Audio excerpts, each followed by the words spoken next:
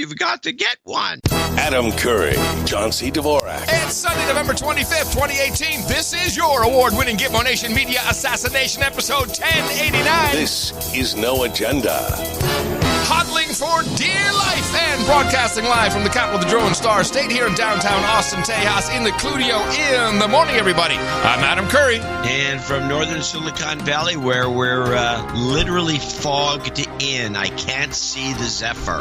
I'm John C. Dvorak. It's Crackpot and Buzzkill in the morning. No, I can't play the jingle then either because it specifically asks if you can. Oh no, it's hear that horn. Yeah, I guess it would work. I can hear the horn. How bad is it? If they honk it, they don't normally. This Zephyr guy who drives it this way isn't honking the horn like a maniac like some of these Amtrak guys. Is this a normal occurrence for this time of year in the northern Silicon Valley area? It happens. Okay. Well, we made We've had a lot of fog recently. It's a little more than usual. I mean, it actually harkens back into the 70s. There's a cycle of fog. Oh, yes, when we were all going to die from global cooling. From cooling and fog. I had fun reading the climate report that came out on Friday. Somebody read it. I didn't get a hold of it. All I know is I have a report from CNN. Yes, I have similar report. I think we'll just play yours. I have the report on CNN where the girl says, yes, the report just came out 1.5 minutes ago. And I'm already reading through it. And then somehow she's already read through it. Yeah, I heard it. You have that one too? Yeah, but it's okay. I have the exact same one, but let's play it. The U.S. government is releasing a major, highly anticipated... And by the way, how mean to release this when no one is watching. ...report on hold climate on a second. Oh, stop. Why? The U.S. government, it's NOAA that brought this out. No, man. You know who did that. You know they released that on Friday so that no one would see it. Yeah, I saw that bullcrap too, but it sounds to me as they released it on Friday because there's no news, so this would get even more news. Yeah, exactly. It should have, and I think it did. The U.S. government is releasing a major, highly anticipated report on climate change. I like the highly anticipated.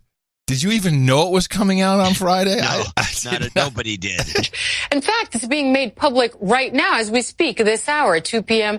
Eastern. The congressionally mandated report documents the human impact on climate change and its cost to the economy.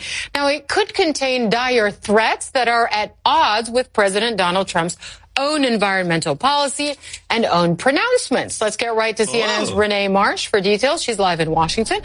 So you were able to take a quick look at this report. It is officially being put out in the 2 p.m. hour. So right now, what new details are we learning? Right. So, Hollow, you're right. I mean, this report released literally about a minute and 40 seconds ago, but the government report squarely focuses on the human impact of climate change for people here in the United States using real life examples. Does she have a stopwatch? Yeah. Does she have a stopwatch? A minute and 40 seconds? Are you kidding me? To take through some of the quick highlights that I'm seeing in my first read here, it says people who are already vulnerable. This is called the executive summary, which is the first page, which is what all you ever read in the news media. Including low-income and other marginalized communities will feel the impacts the most. This report goes on to talk about the health impact, the economic costs, and the impact on transportation infrastructure. And it's very specific according to regions here in the United States. As it relates to the economic impact, the report... It's very specific according to regions. Regions of the United States, I think. Well, no, does she say is the regions that are making it specific? The wording should be it's very specific regarding regions of the United States, perhaps. But according to regions, the regions are not the authority that are making it specific. Hey, are you upset about this report that somehow it's full of crap? I mean, you're not really going to try and deconstruct this piece of crap that basically just says we agree high likelihood. There's nothing new here. Oh, except extreme weather, which you're witnessing right now. We're all going to die. Costs and the impact on transportation infrastructure. And it's very specific according to regions here in the United States. As it relates to the economic impact, the report says that the climate change is expected to cause substantial net damage to the U.S. economy throughout this century. Annual losses in some economic sectors are projected to reach hundreds of billions of dollars by the end of the century. So quite pricey. They also go on to say the frequency of severity in allergic illnesses, including asthma and hay fever, are expected to increase as a result of climate change.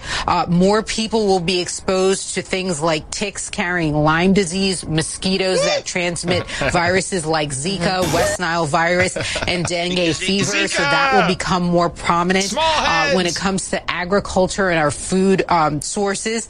It specifically talks about the Midwest, and it says increases in temperatures during the growing season in the Midwest are projected to be the largest contributing factor to declines in productivity of U.S. agriculture. And obviously that impacts not just people in the United States, but as we export, it impacts people who rely on our export as well. I mean, this is a lengthy report. We're all gonna die! Yeah, that's pretty much the report. We're all gonna die if we don't hurry up immediately and do something about it. There's a similar report like this, like in the 80s. And I mean, every so often on Twitter, somebody digs up some old article from some time in the past, 10, 20 years ago, saying we're all going to die and we don't do something today. Let's listen to CBS's version of the report. The extensive federal report details how global warming from the burning of coal, oil, and gas is impacting each region of the country. Researchers said climate-related events are expected to become more frequent and more intense.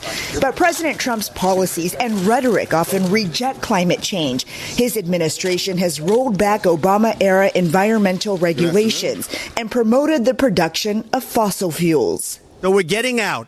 In June 2017, the president pulled the U.S. out.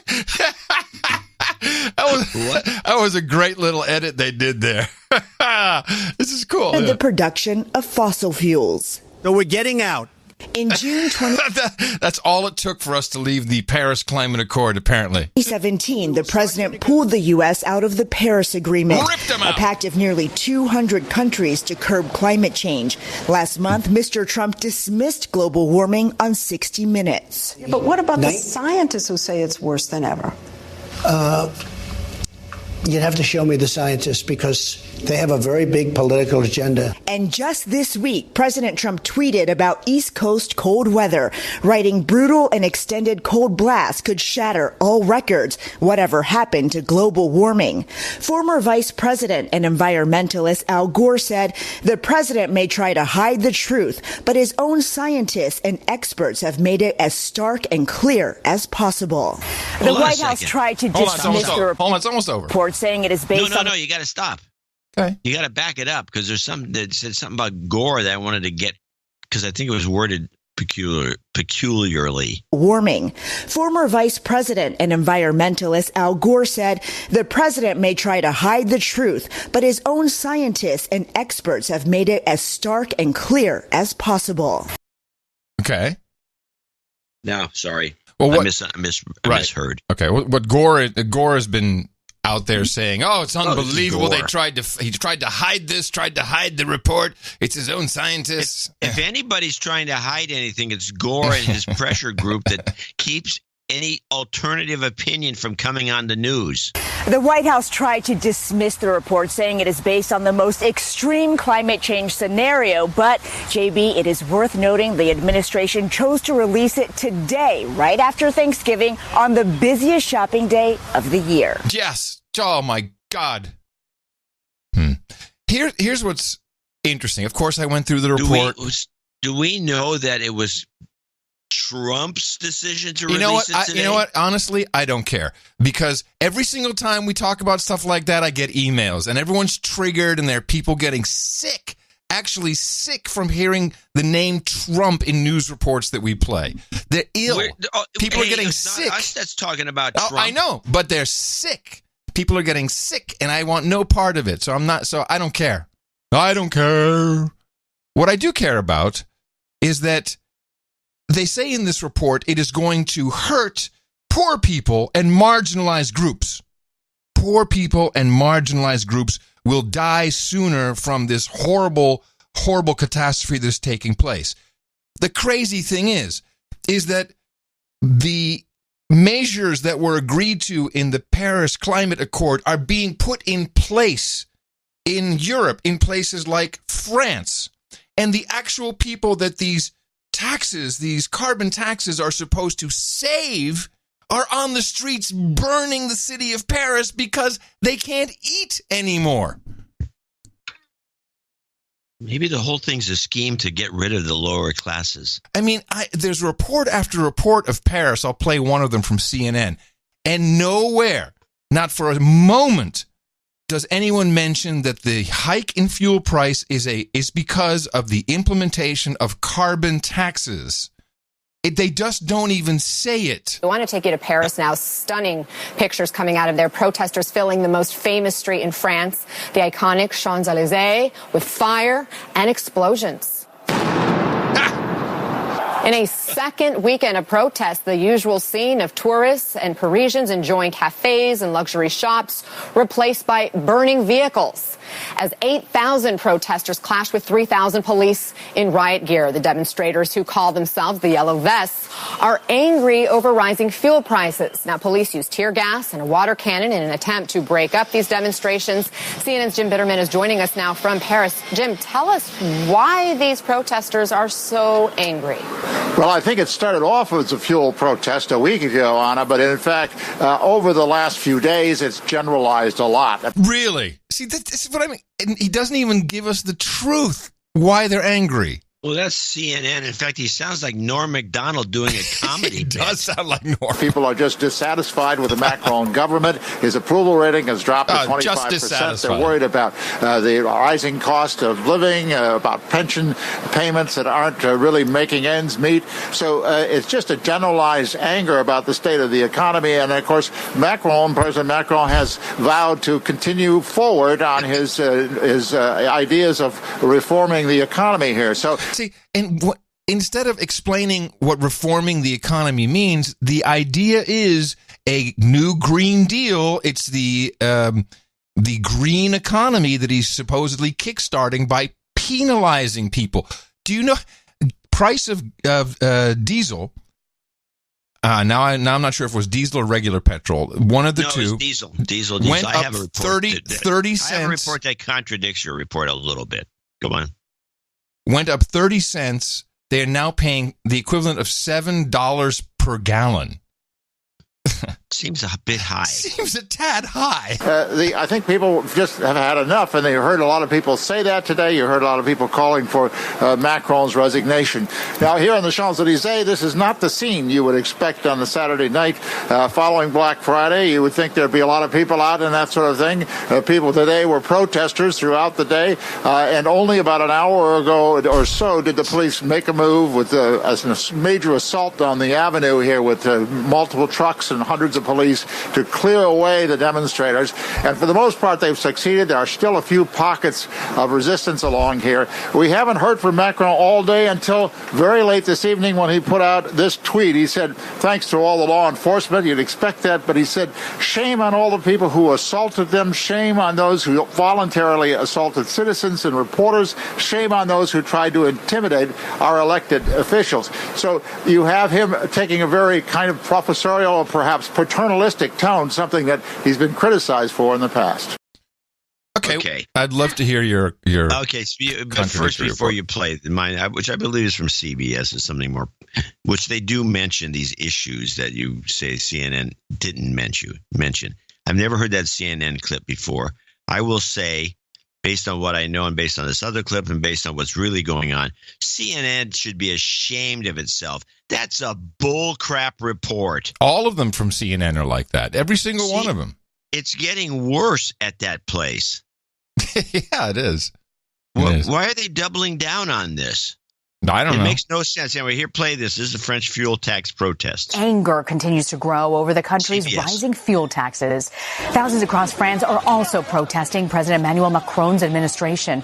Macron has defended the fuel tax, saying they're necessary to wean the country off fossil fuels. Lisa Hampley from our partners at the BBC reports. I'm sorry. just I don't know if they come back to it in this report. When he says the fuel tax is necessary to wean people off fossil fuels, that's not quite the same as saying it's your carbon tax, which I believe it is. So now it's just saying it's a disincentive? Is that the message? Yeah, okay. There's a disincentive thing, but at least they're a little closer to the truth here than your CNN report, which was shameful. A sea of yellow, the protesters in their trademark high-vis jackets on the Champs-Élysées. The authorities mean business too, using water cannon and tear gas against the thousands of protesters, trying to prevent them moving down to the Palais de la Concorde and the presidential palace, which has been cordoned off. Organisers bill this as Act 2 in their rolling campaign. Hold on a second. I read everywhere that there was no real organisers, that it was something that originated on the internet, and it was a new kind of protest. Well, let's look at reality here with the protests we always have. There are always organizers. I saw report after report that there was no central organization. It was organic, kind of like Arab Spring. So I'm happy to hear this. Organisers bill this as Act 2 in their rolling campaign. They're angry about an increase in diesel tax, justified by the government as an anti-pollution levy. But the campaign has grown into a broad opposition against President Emmanuel Macron. This metalworker says, "We feel like we've been working for years now, and it's just extortion, while members of the government live like princes. It's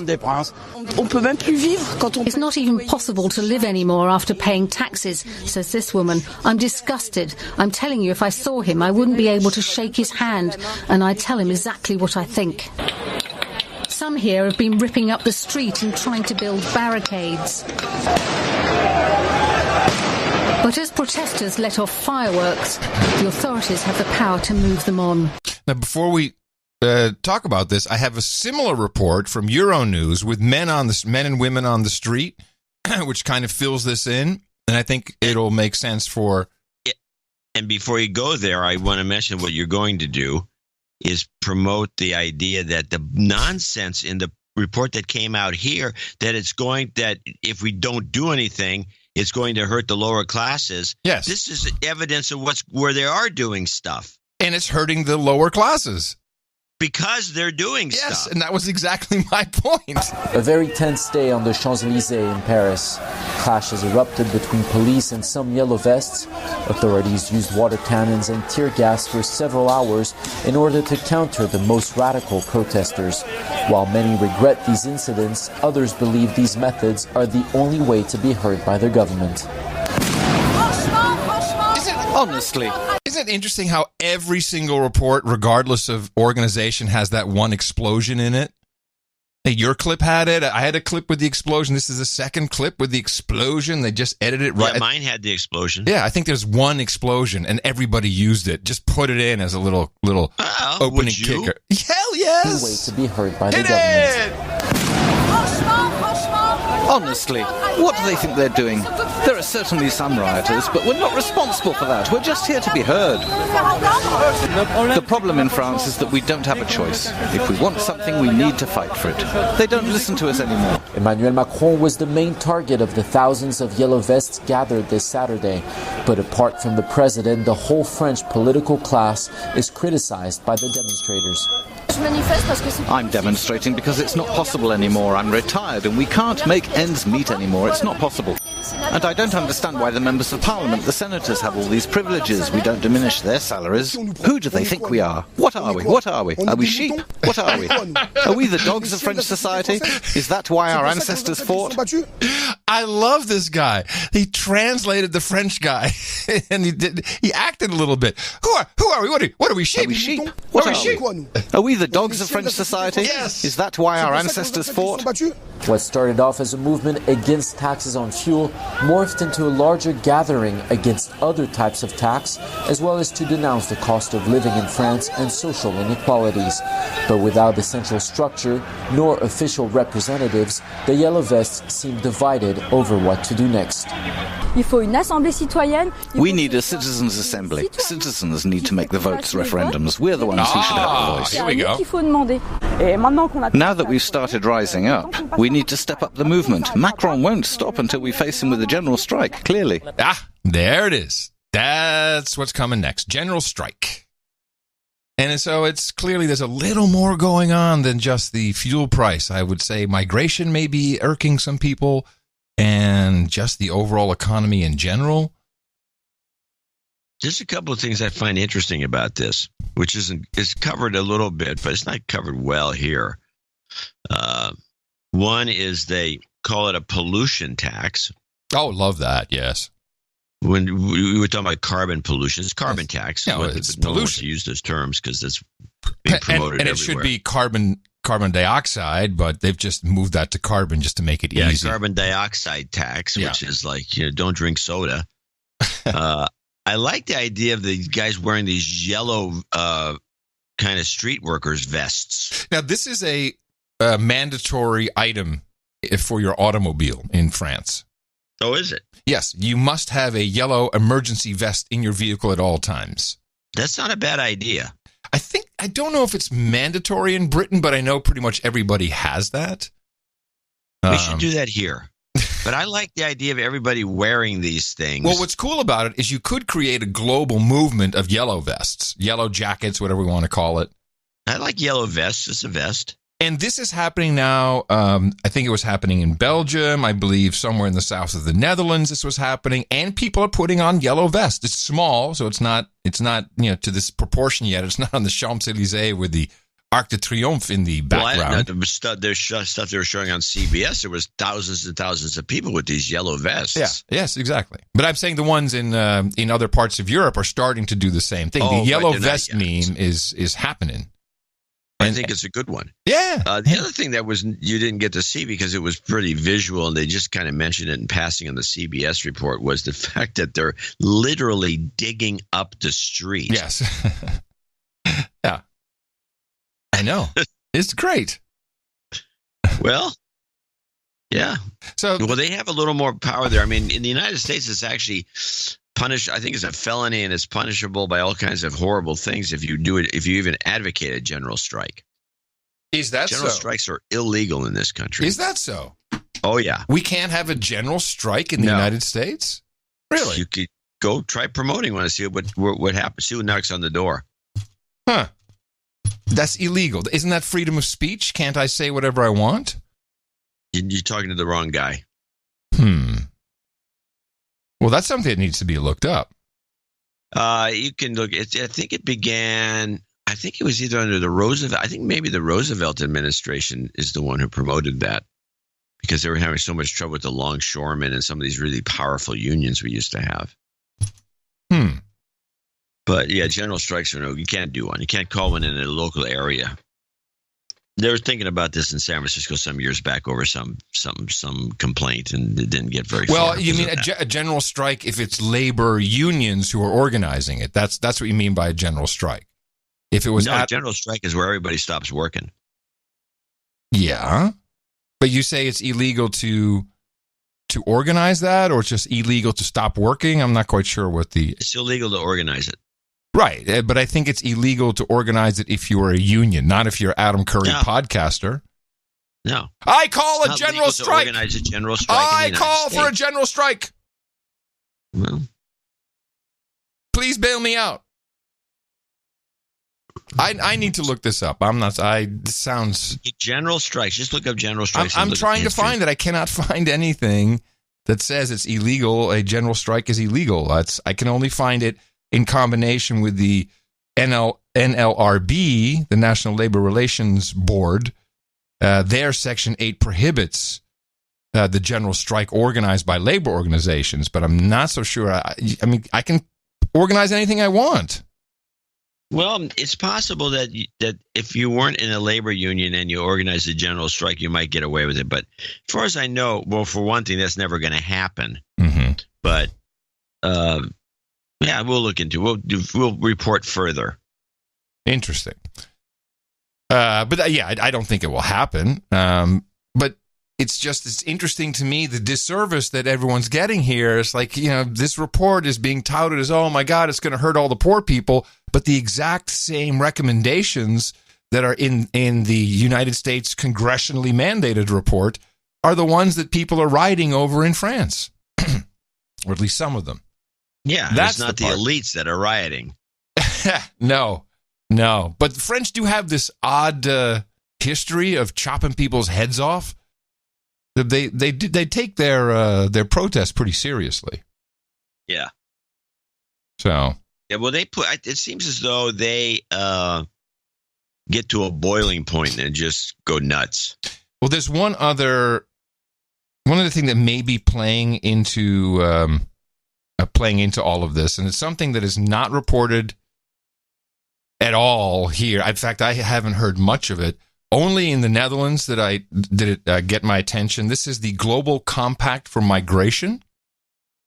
Which of course, neither of us had heard of.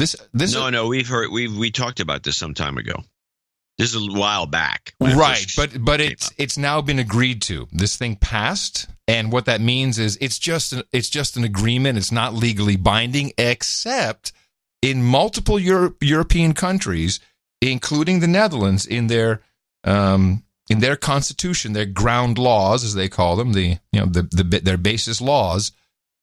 It clearly states, I think it's Article 94, that any European agreement or treaty supersedes national laws.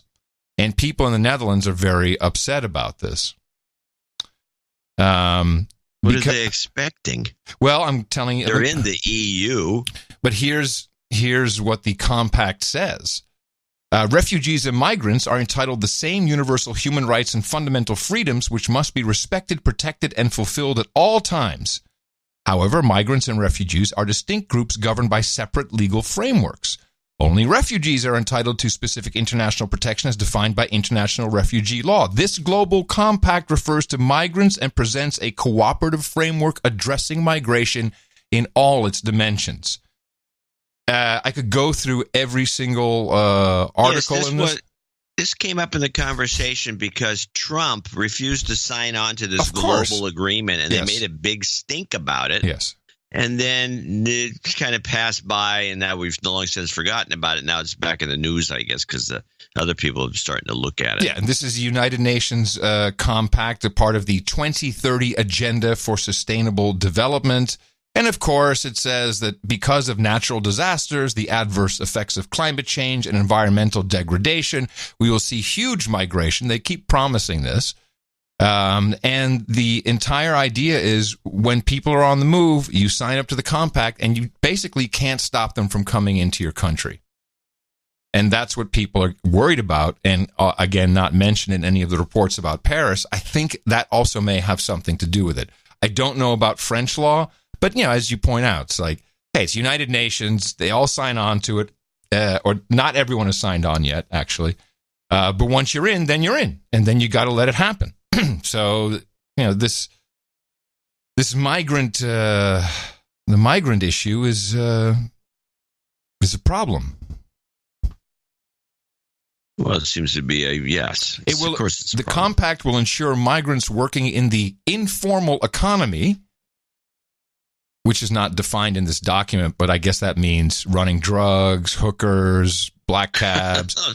Ensure migrants working in the informal economy have safe access to effective reporting, complaint, and redress mechanisms in case of exploitation, abuse, or violations of their rights in the workplace in a manner that does not exacerbate vulnerabilities of migrants, that denounce such incidents and allow them to participate in respective legal proceedings, whether in the country of origin or destination. So you can start shit before you even roll. Yeah.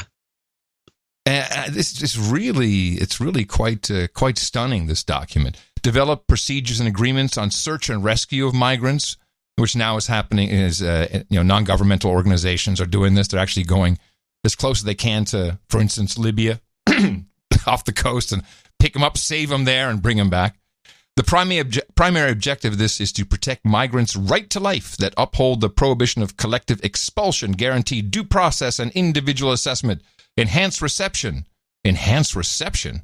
What is it? Directional antenna? No, enhanced reception is where it's you like have a beer and wine and cheese. And you got cheese plate, you got the cheese cakes, plate. you got the... enhance reception and assistance capacities and ensure that the provision of assistance isn't exclusively humanitarian nature for migrants and is not considered unlawful. And I put the thing in the show notes, and everyone go take a look at it, but you get the gist. And the Dutch are at least the ones that will email me about it, seem to be very concerned about this. Very concerned. Yeah, they should be. Yeah. Which is interesting at the same time when Hillary Clinton... And I have that clip. With her interview in The Guardian? I don't have her talking, but I do have the report. Okay, yeah, where is it? Hillary. Yes. It's very interesting that this comes into play. The minute we have this global compact coming into vision, this is what she tells The Guardian. Hillary Clinton has called on European leaders to curb mass migration to the continent. She says it's helped spread right-wing populism. In an interview in the British newspaper The Guardian published today, the former Democratic presidential candidate and Secretary of State warned, if we don't deal with the migration issue, it will continue to roil the body politic. She said it lit the flame for racist political ideologies in Europe. Oh, of course. Clinton's comments sparked outrage and confusion from immigration activists and European lawmakers who cited her long track record of welcoming immigrants. Yeah, I'm not quite sure how that all works. It was very strange. And the and timing, by the way, certainly. Little ditty at the end, he says, if you can find old clips of her bitching about the Mexicans coming in across the border. Oh, of course. So there's no consistency here. But if she's going to play the game of being a progressive neoliberal, even though there's, I guess, some self-contradiction there, she has to stay on one side of the fence or the other. She can't be saying stuff like this. Mm-hmm. Yeah, I'm not sure. I'm confused. Yeah, John Kerry was also quoted in some European publications saying similar stuff. Like, very odd. Maybe these people still think that when they do an interview overseas that we don't see it here. Is that possible? That they're that dense? That's your long-standing theory. Maybe. Yeah, could be. Okay. Right. Yes. I don't have much more from Euroland. Let's see what I think I have something else. Oh, yes, I do, actually. I'm sorry. It's a short clip. I have several friends in the United Kingdom, and they always like, whenever there's a mass shooting, they always like to send me a link and say, how are those guns working out for you? And I'm not kidding. They love doing that. Meanwhile, yes, the Brits in particular. Knife crime is at an all-time high, particularly in London. 4 or 5 people stabbed a day, many fatal. But okay, that's fine. But the latest is this. I love this, and I think the police, the British police, famous for back in the day, the bobbies never had they just had a club and a helmet, didn't have any weapons. That's changed, and now we have this new issue: people swiping mobile phones while on their moped. So, of course, It's easy prey because, as we know, everyone's on their mobile phone. Everyone's on their phone. Holding it. They're holding it. They're walking around. They got 2 of them. It's very easy to grab that. So along comes a moped. Bam, grabs your iPhone, your $1,300 handheld computer. And now the police have figured out a way to go after it. It's too bad we don't have video for once on the show, but you'll get the gist of how they are going after these moped cell phone robbers. London Metropolitan Police are tackling criminals on motorbikes in a new way. Specially trained drivers are using police cars to knock them off their 2 wheels, or they're forcing them to crash. Scotland Yard has released this footage showing how they're pursuing and ramming into the thieves. Senior officers at Scotland Yard say there's no maximum speed at which police vehicles might hit motorcycles. My kind of job. It says the policy's for officers to assess the risks of a particular chase and make a judgment accordingly. Police say it's a myth that they won't chase riders who've removed their helmets. It comes after thousands of mobile phones have been reported stolen by people on scooters. And the video is fantastic. They're rear-ending these guys, and they like rear-end someone on the motorbike, and the guy flies over the hood of the cop car. They brake. He slams off. It's fantastic. Yeah, no. There is. I've seen these. This is pretty funny. Great. And they're hitting him from the side. Yeah. Their head on anywhere they can. Any way they can get him. If you give a guy in a cop in a car, because it's a boring job anyway. Generally, hey, there's a moped guy. Go run him over. I mean, what are you going to do? It's like playing some old video game. I cannot imagine. That would not be accepted in the United States. I can't imagine. No way. I don't think anyone would say that's okay. Now, I'm sure this stuff happens. The guys somewhere along the line, these idiots decided that if they took their helmet off, they'd be safe. That they're not going to hit us. So they rip their helmet off and throw it out of there. Right. And it seems to me with that kind of the way it's set up, the cops would say, "Here, there's a guy with no helmet. Get him." Yeah, exactly.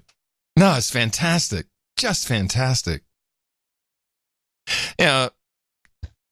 These, I think we may see more crime with these e-scooters. Wasn't there an article about some guy who escaped the cops on one of those bird bikes on the e-scooter, the electric scooter? This I missed. Yes. Well, actually, I had an interesting Thanksgiving conversation with some of the millennials here. And there was a point I hadn't thought about, is with all of these electric scooters, and just if you don't know what I'm talking about, it's like the kids, step-along scooters that are motorized. These things are being created and built at an incredible rate. They're just being pumped out. They're all built in China. They have huge lithium-ion batteries either on the front post or underneath. You gotta ask, how long will it take before one of these turns into essentially a flying bomb? These things explode. You hit something hard enough, batteries have this tendency if they're poorly made. And if you disrupt them with some kind of impact, I don't know, 15 to 20 miles an hour should probably do it. I think we'll be seeing these reports pretty soon. Yes, good prediction. Yeah, and in the book. And it should be a terrorism threat, really. Terrorist. Yes, I think it should be a terrorism threat. I think these scooters are terrorist devices. Black Friday. Yes, I have a clip if you want to intro it starting with the clip from PBS, the Black Friday report. Yes, I would like to do that. Millions of Americans spent this Black Friday swarming stores and scouring websites for deals. The retail data firm ShopperTrack estimates today's sales will hit $23 billion. That's up more than $2 billion from last year. Across the country, retailers saw the annual rush of shoppers bursting through their doors before sunrise, scrambling for discounts. Events took a violent turn near Birmingham, Alabama. An argument between two men at a mall there ended in gunfire.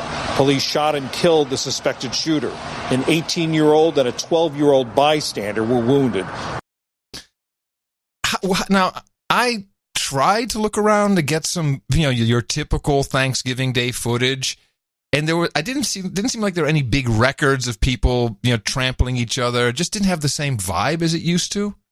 Oh, we had a lot of the same vibe here. I didn't get it here. Didn't get it here. Mostly it's people are all doing it online this year, doing it all online, shopping online. No, that's the reports I got.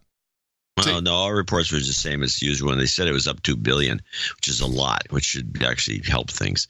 But my favorite thing, which I didn't think got enough news, I put a picture in the newsletter of the free shipping. Of the guy dressed in a bear costume. Oh, yes, I did. Why didn't that get more coverage?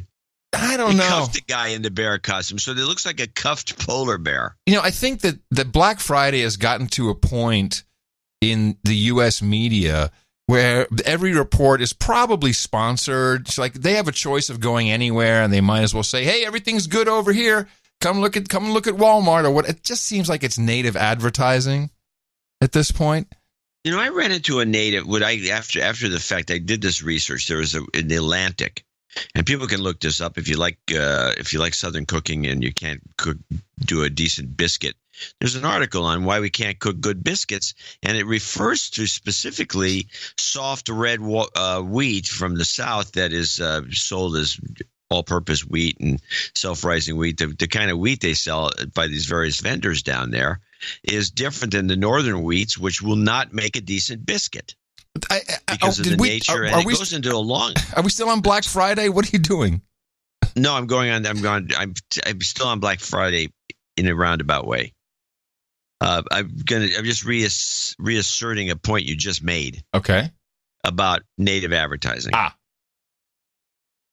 Because you said, to reiterate, that it seems as though all these reports aren't really about Black Friday. They're about some, and I think this has been true for a few years because they talk about Kmart and all these other, didn't we have and Walmart. Did you find another one of those secret shopper stories? The secret donor who donated. They always do that. I did not find that story. But let me finish since I started a biscuit story, I should finish it. So at the end of the article, they go on and on about this one wheat, lily white, made out of some southern state, completely ignoring, because I did some research afterwards, and I found about 10 of these companies that made a soft wheat flour in the South, in Kentucky and elsewhere. But no, she has this one, and then she says, and it's only available on Amazon. And I'm reading this thing and thinking about the fact that, all these other products that you can get directly, you can buy, you can look it up and you can find Wiedenmeyer's or some company in Kentucky. It seemed like a good deal, cheaper and better. And it's got a long history from the 1860s. But this was like, I'm reading this. It seems like a real article about something. And then it boils down to Amazon is the only one who carries it. You have to buy it from them. Yeah. Oh, yeah, of course. And I'm thinking this is ridiculous. There's no. I just was I was very irked by this. Yeah, people are going to be very sad once they figure out that Amazon has taken over everything. There are no more local retail shops. Mom and pop is dead. Literally. It's going to be upsetting. I think that we in looking at Google as the true evil corp, I think it's Amazon. Amazon is probably a lot more evil than Google. Well, at this point, I'd say yes to that. Now, Black Friday, who's going to stop using them?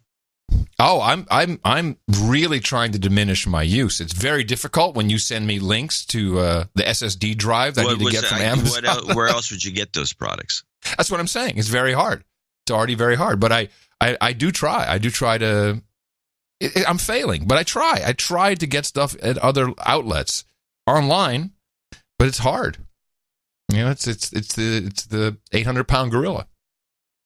Now back to Black Friday. So as far as I understood from the reports, we had one fatal shooting. Yeah, sounds about right. Let's see how everything was in Europe, where we also have Black Friday, and they also reference another holiday, which people called me out on Twitter. Before you play this, can I mention one thing? When I was there last year, they were having Black Friday because I was there then in London, and I was quizzing people about this. What is? You don't even have Thanksgiving. How do you have Black Friday? And they all told me. Everyone said this. It's Amazon has been promoting it. Interesting. That's not what this report tells us from Euronews. It's time for today's Power Play. It's all about a backlash against a very American phenomenon which is growing in Europe. Backlash against the American phenomenon. Backlash. Let's take a look. Ready? Yeah.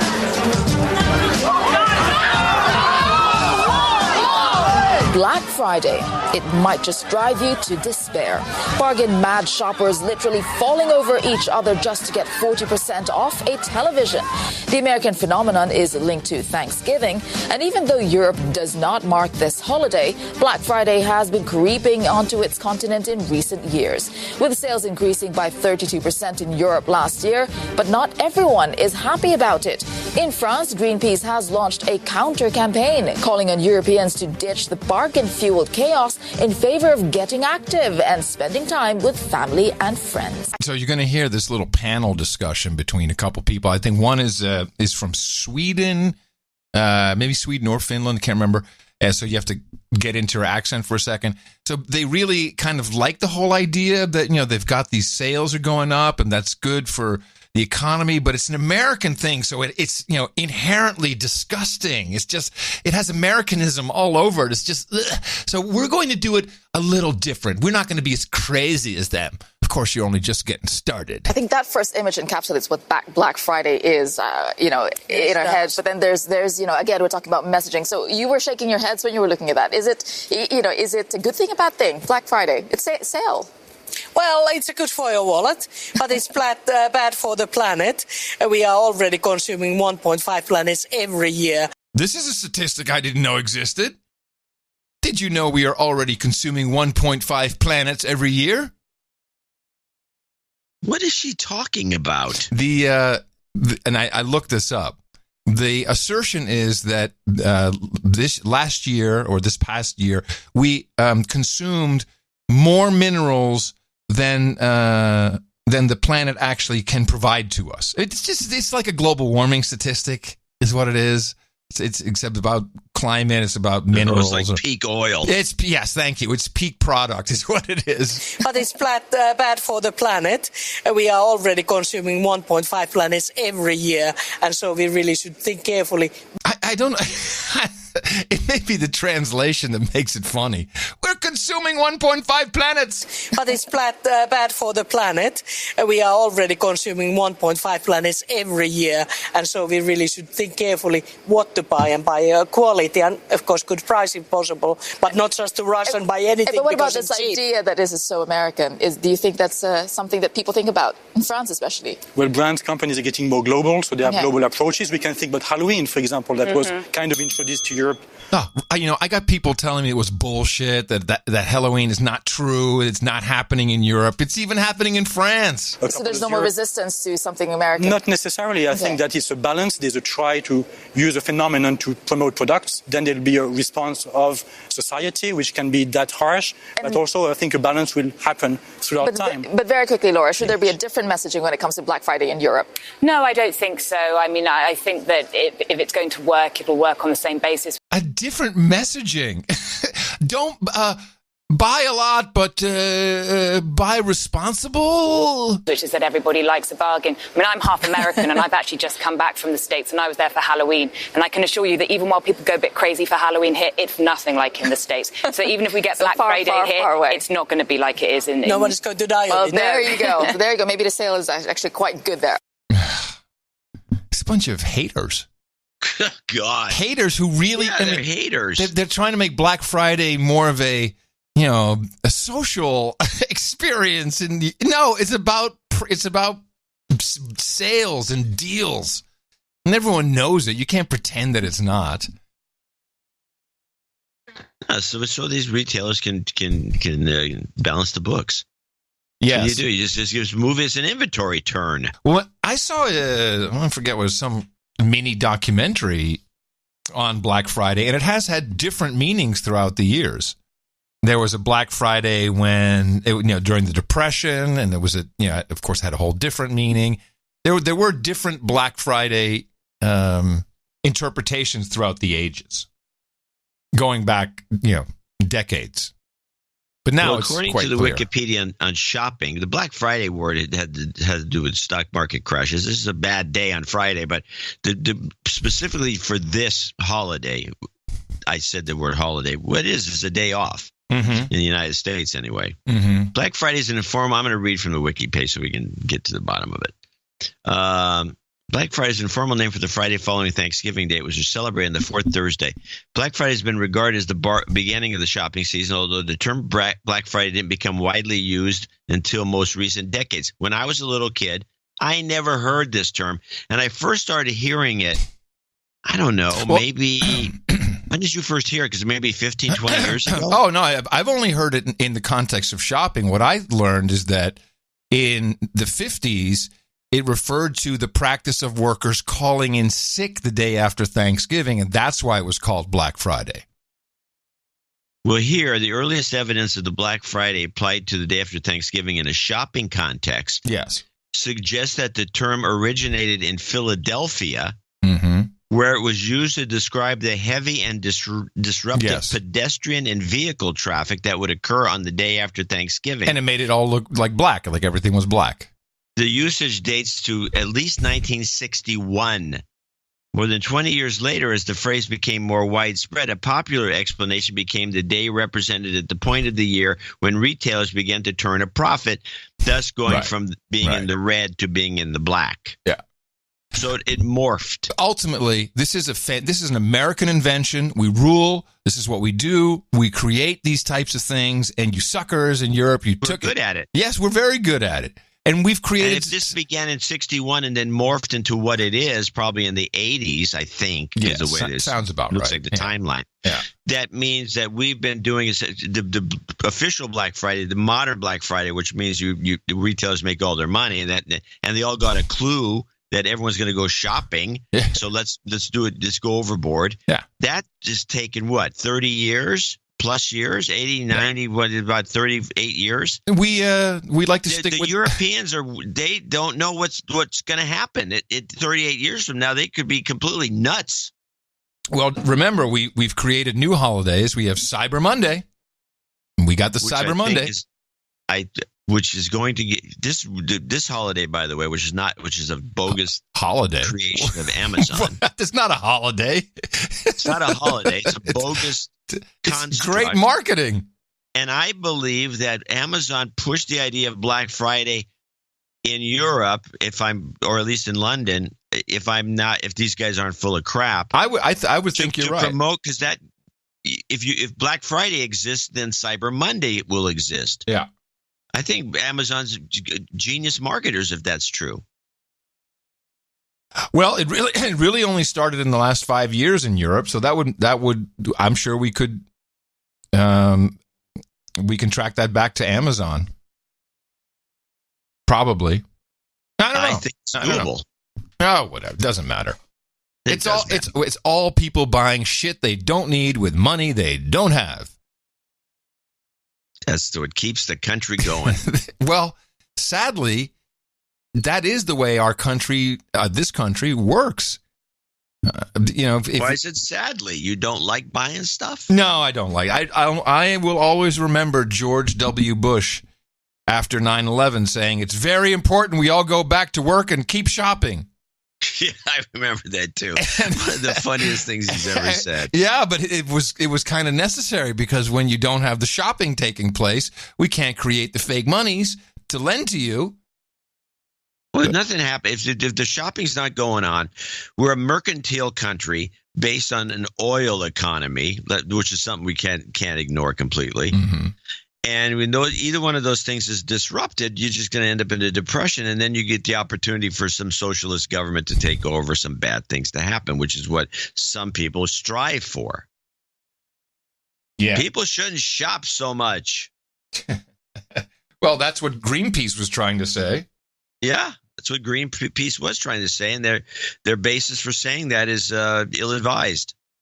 I got to tell you, just a shopping experience. Since Elise was here from school, and Tina the Keeper and I were consolidating our lives, so I was hell bent on taking them away from Sprint and bringing them to my T-Mobile account, which is just better and cheaper in my opinion. So we go to How's the coverage? There's the coverage good? Yeah, the coverage is really good, especially up in Arkansas where she goes to school.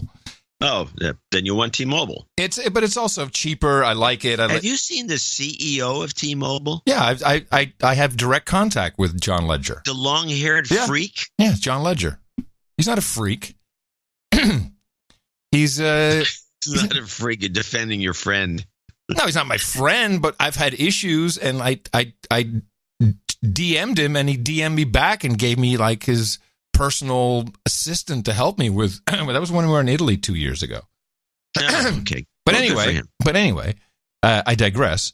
So the way it works is a big rigmarole, and you hand in your phones, and you get new phones back, and so basically you don't pay for anything, but then you're moved over, the numbers are moved over, and it's cheaper, I guess, for a while. We'll see.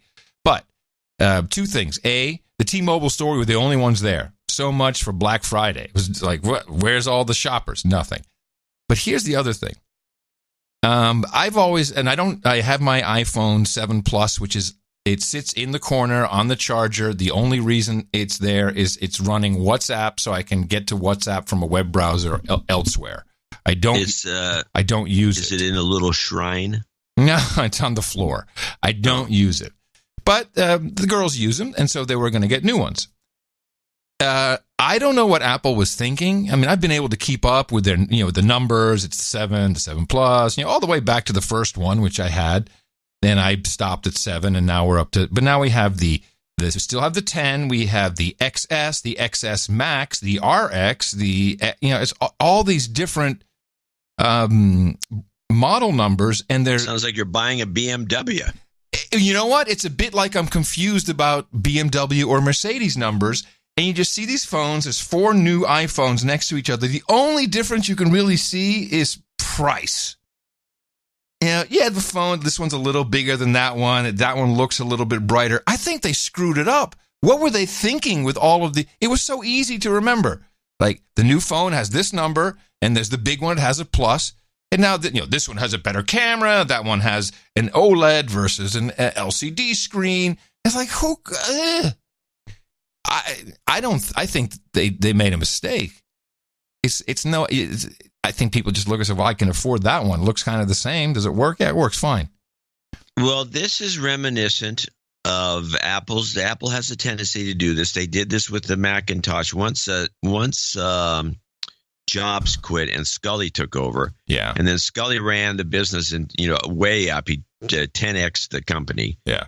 And then once he left, I think Spindler took over after that, but once he left, they started this weird branding of the Macintosh. There was the Macintosh 2, there was the Macintosh LS, there was a whole series of Macintoshes that came out in boxes and standalones, and it was really very confusing. And I thought that, it was something of somewhat genius of them to do a yearly new phone, a new iPhone. Yeah. And it was going to be this iPhone, then it was the 5, then the 6, then the 7. And then you had the Plus, and then the S. We had an S cycle, so you knew, it's going to be S. Well, they also had the little color ones.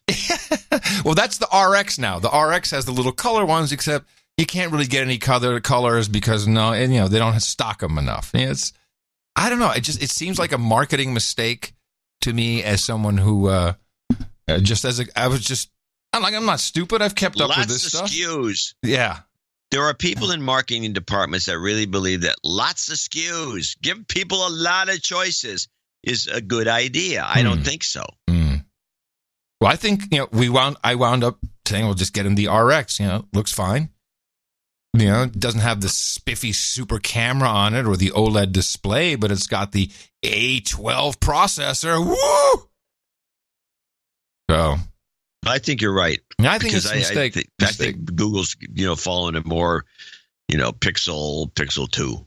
I mean, there's no. I think they're up to the Pixel 3, actually. Pixel 3. Got a Pixel 3. That's it. There's not a Pixel 3S and a Pixel 3A and a Pixel 3, 3 eyes. Yes. And none of that. Yeah, I know. Yet. Yeah, exactly. Little entremont before we take our first break. This came out this morning. I only had a chance to listen to it for 1 second. This is from CBS This Morning. They were talking about conspiracy theorists. I'm always interested what people think a conspiracy theorist is, because I would say that I am one. Huh? I said, huh. Let's see if the description fits what's inside the tin. What does your basic conspiracy theorist look like? If I ask people to close their eyes and imagine who that person is, most of them are going to think of a white, male, middle-aged, look a lot like me. Tinfoil hat? Perhaps. Living in the mother's basement with a ham radio. But yes! Woo-hoo! Almost right, except for the basement part. Ham radio. So ham radio. Thanks for we have this movement to get more people, younger people especially, into ham radio with amateur radio. Yeah. And yet this guy and I don't believe, by the way, that many of these conspiracy theorists, whoever they are hams. I don't think that many are. Is Alex Jones a ham radio guy? I don't think so. Is he a conspiracy theorist? Yes. Oh, okay. Well, no, I don't think he's a ham radio guy. Yeah. With that, though, thank you for making me a ham radio guy. And I'd like to thank you for your courage and say in the morning to you, John C. That's right, the man who put the C in compact for migration, Dvorak. In the morning to you, Adam Curry. In the morning, all ships and sea boots on the ground, feet in the air, subs in the water, down all the dames and all the nights out there. Yes, in the morning to the trolls, who got a late signal this morning, but I'm glad y'all showed up. That's No Agenda. NoAgendaStream.com is where you can listen live to these shows during the day. The days of Saturday and Sunday, Thursday and Sunday morning. I'm very confused now. You can troll us in the troll room. We appreciate it. And sometimes you get some good feedback from there. Also want to say in the morning to Uncle Cave Bear. He brought us the artwork for episode 1088. The title of that was Three Chambers. This was the Poisonous Gravy. It would be the Friendsgiving gravy, which you detailed as to how that is produced. Hey, how was your Friendsgiving? You had a Friendsgiving, didn't you? The kids had a Friendsgiving? You went over there? Yeah, it was good. Yeah? The gravy was good. I tried it. I smelled it first. How much did you drink before you went over? I don't drink and drive. So I don't drink that much when I'm going to drive. Yes. Conscientious. Mm-hmm. All right. We do have two people to thank for today's show. By the way, I should mention the people that are listening, and I don't think there's going to be that many because the Thanksgiving Day and the Sunday in particular that follows Thanksgiving are very slow. That's why most TV shows are on reruns, and they won't even do late night shows. I'm surprised the news isn't a rerun, although when you listen to the news, you might think it is. But we do have two people, one executive producer and one associate executive producer to thank, and the executive producer is anonymous. And he gave $1,089.33, which is even better than our 33 squared. 1089. So he's a member of the 1089 club, by the way, which is something hasn't been used for a while. That club hasn't been reopened for a while, and he did it before the newsletter went out, which had the 1089 offering, because 1089 is 33 squared, which we thought would be a big deal, and it turned out nobody cares. I look at the spreadsheet and like, you thought people would like the 33 squared promotion. Yeah. No, not really. No, there was no interest. I'm always telling Tina. I want to thank people who did think it was cool, including Anonymous here. But let's see. Here's his note. Anonymous, no jingles, no karma. When's the classic software Dvorak on typing going to be reimagined and re-released for OTG phones and smartphones? No, Any minute. No, we're not going to do that. First of all, you're not going to write it. I would write it. It's already been written. What? Dvorak on typing was a product that came out. Oh, no. I mean, reimagined for OTG phones. No, it's not going to happen. No. You had Dvorak on typing? Imaginations aren't that good. What is this? Tell me about Dvorak on typing. I'm not familiar with it. It was a product that came out in the late 80s, maybe 90s. I'm not sure. From Interplay. I was working with them. They're a software company down in Southern California that's long since been switched around. I don't know what they're doing anymore.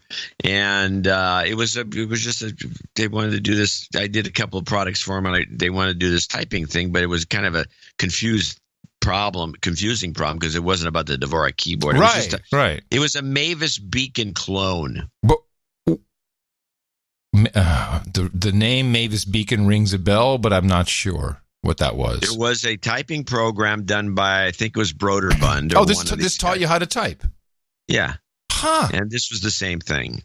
Do you still have it? Does it still work? My contribution was mostly saying the letters. It's kind of a collector's item. You can hear A, B, C. That's you in the software. D. I need this. I need a copy of this. F. That's right. Good work. Do you say stuff like that? Yeah, I think Excellent job. Oh, please, somebody find this software package for me. Yeah, if you can give first, I need a 5.5-inch disc and a 5.25-inch disc. But yeah, it's out there, it's floating around. Oh, And fantastic! it's one of the many little things I've done, and people. So you were really, so basically, you were the precursor to Common Core. Exactly. Dvorak on typing. Me. Well, thank you, Anonymous. We'll get right on that. But more importantly, thanks for playing. Thank you for for really giving us a boost there with your 33 squared for our special 33 squared edition of the show. 1089. Yes. Thank you. That's appreciated. And you will be the sole member of the 1089 Club. And we have Vladek Zelenik, I think is his name. Zeleniec, maybe? I don't have a city for him for some reason. I think it's 20202. I think it's Vladek Zeleniec. Zeleniec, I think, yeah. 20202. No jingles, no note, no nothing. Thank you. Holy crap. So that was a short segment. And that's it. Okay. Yeah. Well, look, we're happy we got anything, quite honestly. This is, as John said, these are typically very, very bad weeks, or this is a bad week for sure. But I kind of enjoyed the topics we were able to discuss. I like the globalization of Black Friday and stuff like that. So I was happy to be here, and the support is, of course, appreciated. These credits, I was thinking about this over the 2 days of Thanksgiving, where really you're getting credits for credits, which is kind of cool. Because what is a number like 1089? It's just a credit. It's a credit towards your payment facility, and we're giving you an actual credit you can use in return. It's a real value for value proposition. Executive producer of No Agenda Show, 1089. You can put it anywhere. We will vouch for you. And remember, we have another episode coming up on Thursday. And will it be in December already? No, I think we have. Well, maybe. No, I think we're still good. Still in November? Okay. So let me look. There's still a chance Bitcoin can rebound. There's still a chance Bitcoin can rebound. Dvorak.org/NA. That's right, everybody. Keep hodling and go out there and propagate your formula. Our formula is this. We go out, we hit people in the mouth.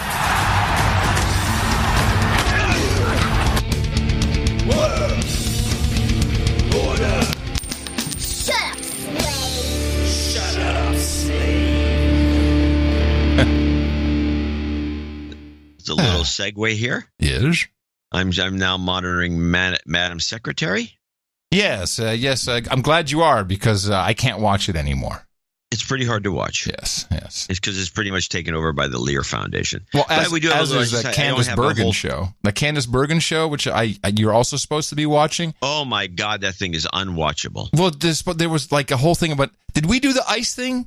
Did we already do that from that show? I don't know. I'll go look at it. Yeah, the Lear Foundation is all over these programs. Yeah, these two in particular. But let's just get a little knife into Russia on this particular short clip.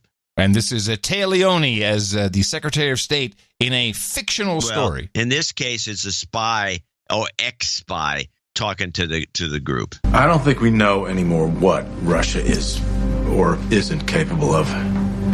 We need answers. So that's it? Yeah, that was it. I'm keeping these short. Yeah, I can tell. Well, I did watch something else about, I think we got through four episodes of the Clinton affair. This is very interesting. I think it's originally a series done by A&E, and now it's on Amazon. The Clinton affair chronicles the Monica Lewinsky story and how that got extrapolated out of originally the Whitewater investigation with the special prosecutor Ken Starr, which ultimately resulted in the impeachment of Bill Clinton.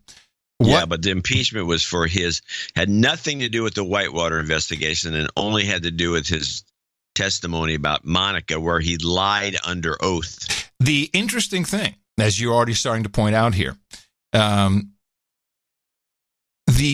I did not know all of the history. I did not realize the affair went on for 2 years.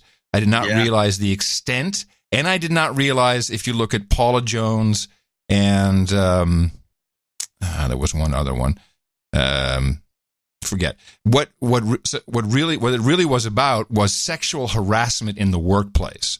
And that's a little different than the way I recall this going. Now, of course, this was 95, 96, 97, 98. I was doing other things at the time, so I didn't pay that much attention to it. Probably didn't care.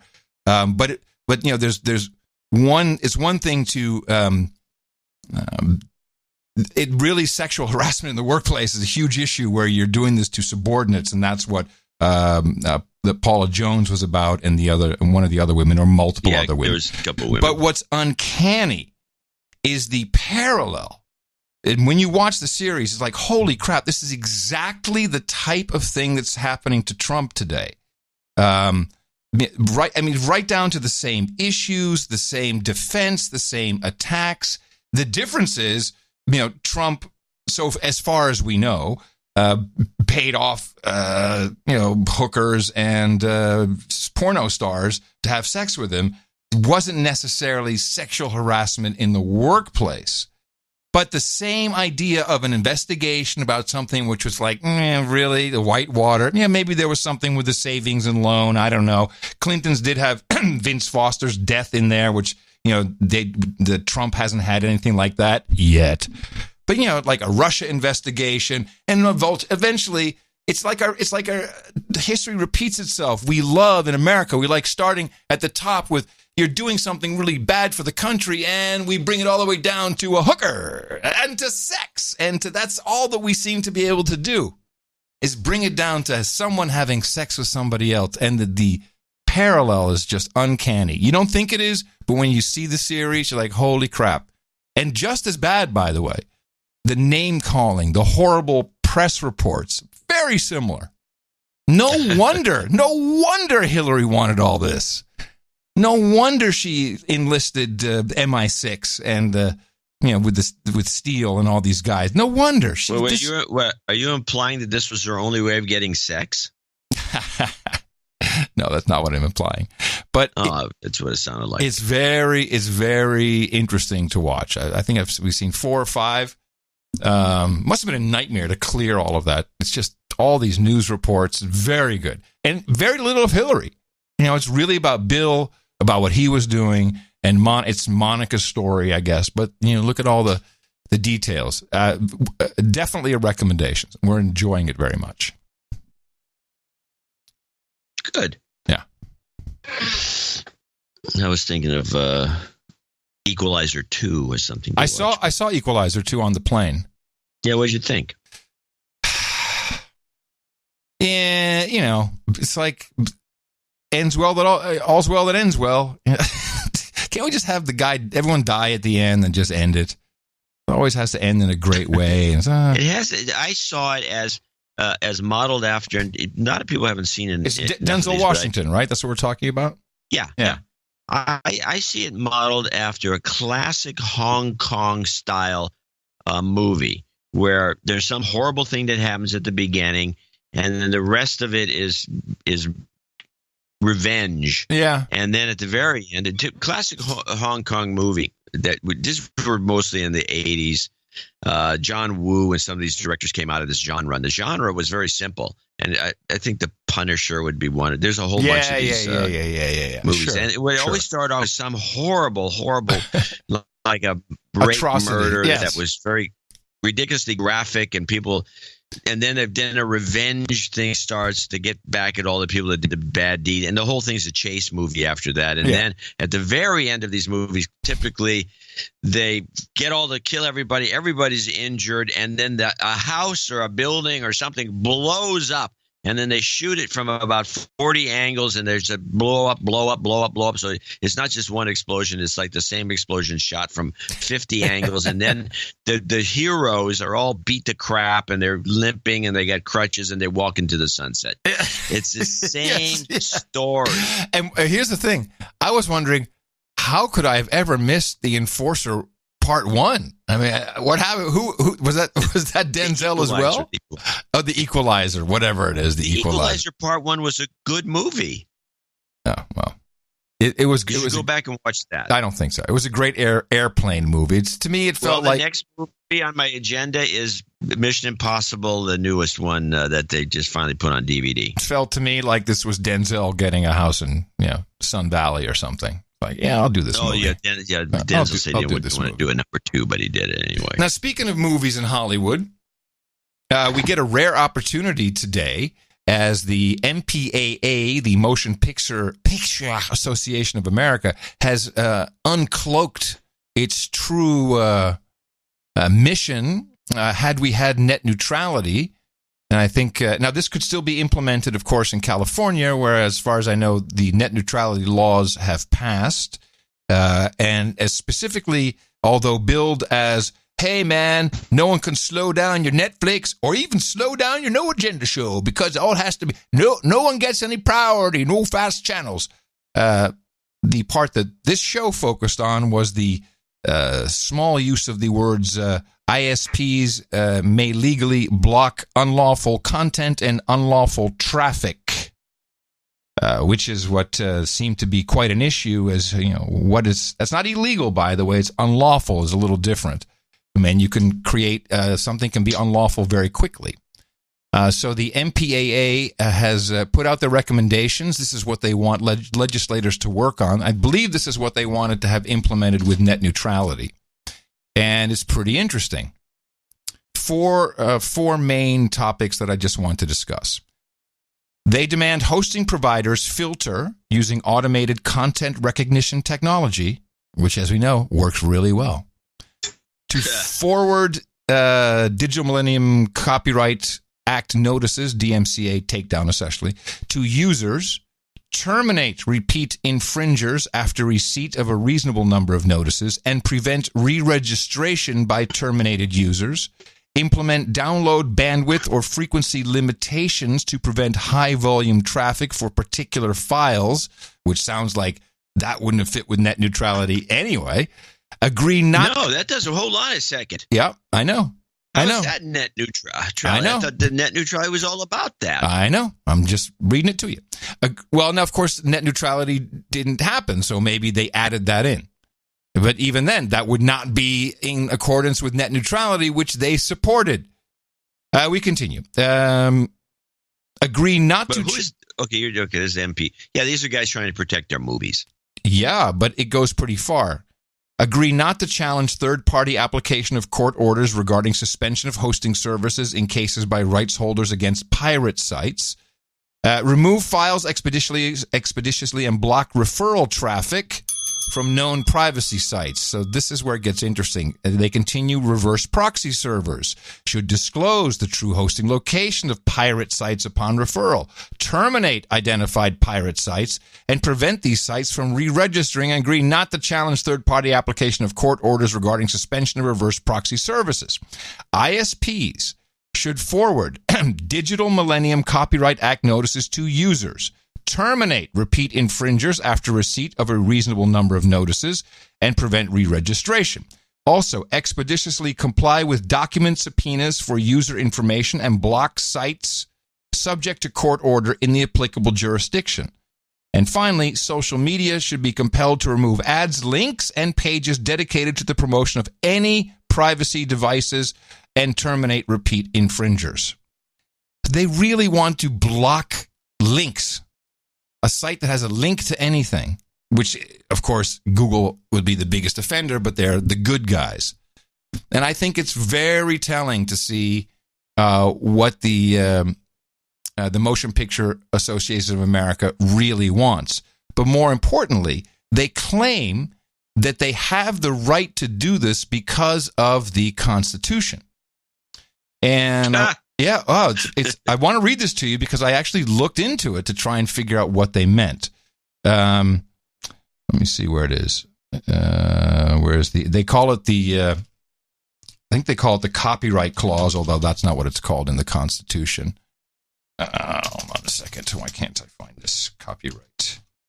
So they released a very large document, the MPAA, and this is, what exactly do they call this? They call it, it's their rationale for all of these horrible things they want to implement. And And they say that they cite here specifically respect for copyright, driving innovation and competition. And here's what they say, which I think is very disingenuous. Respect for copyright helps drive this creative and economic activity, making the United States the global leader in the creation of content enjoyed worldwide. And here it comes.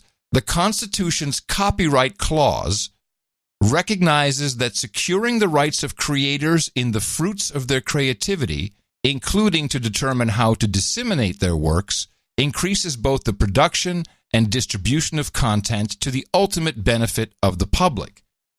And this thinking to me, and I've looked at several Supreme Court cases, it is so contrary to what the Constitution says, in my humble constitutional opinion. Well, let me tell you what I think. Well, no, you can't, because you come in after I've told you. Section 8 of the Constitution indeed has the following clause, which is not titled the Copyright Clause. It's just a part of Section 8 of the Constitution. And it goes as follows. To promote the progress of science and useful arts by securing for limited times to authors and inventors the exclusive right to the respective writings and discoveries. That is one of the powers Congress has.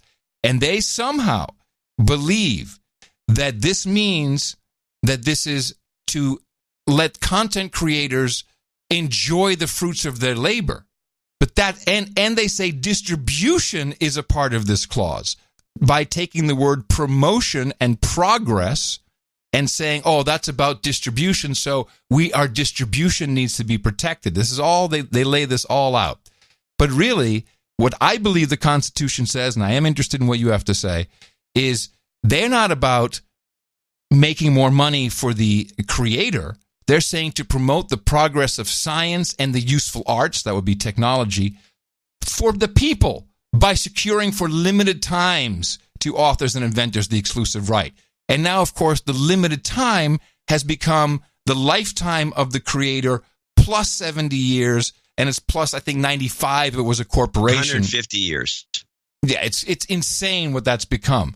And this is I think this is something that should really be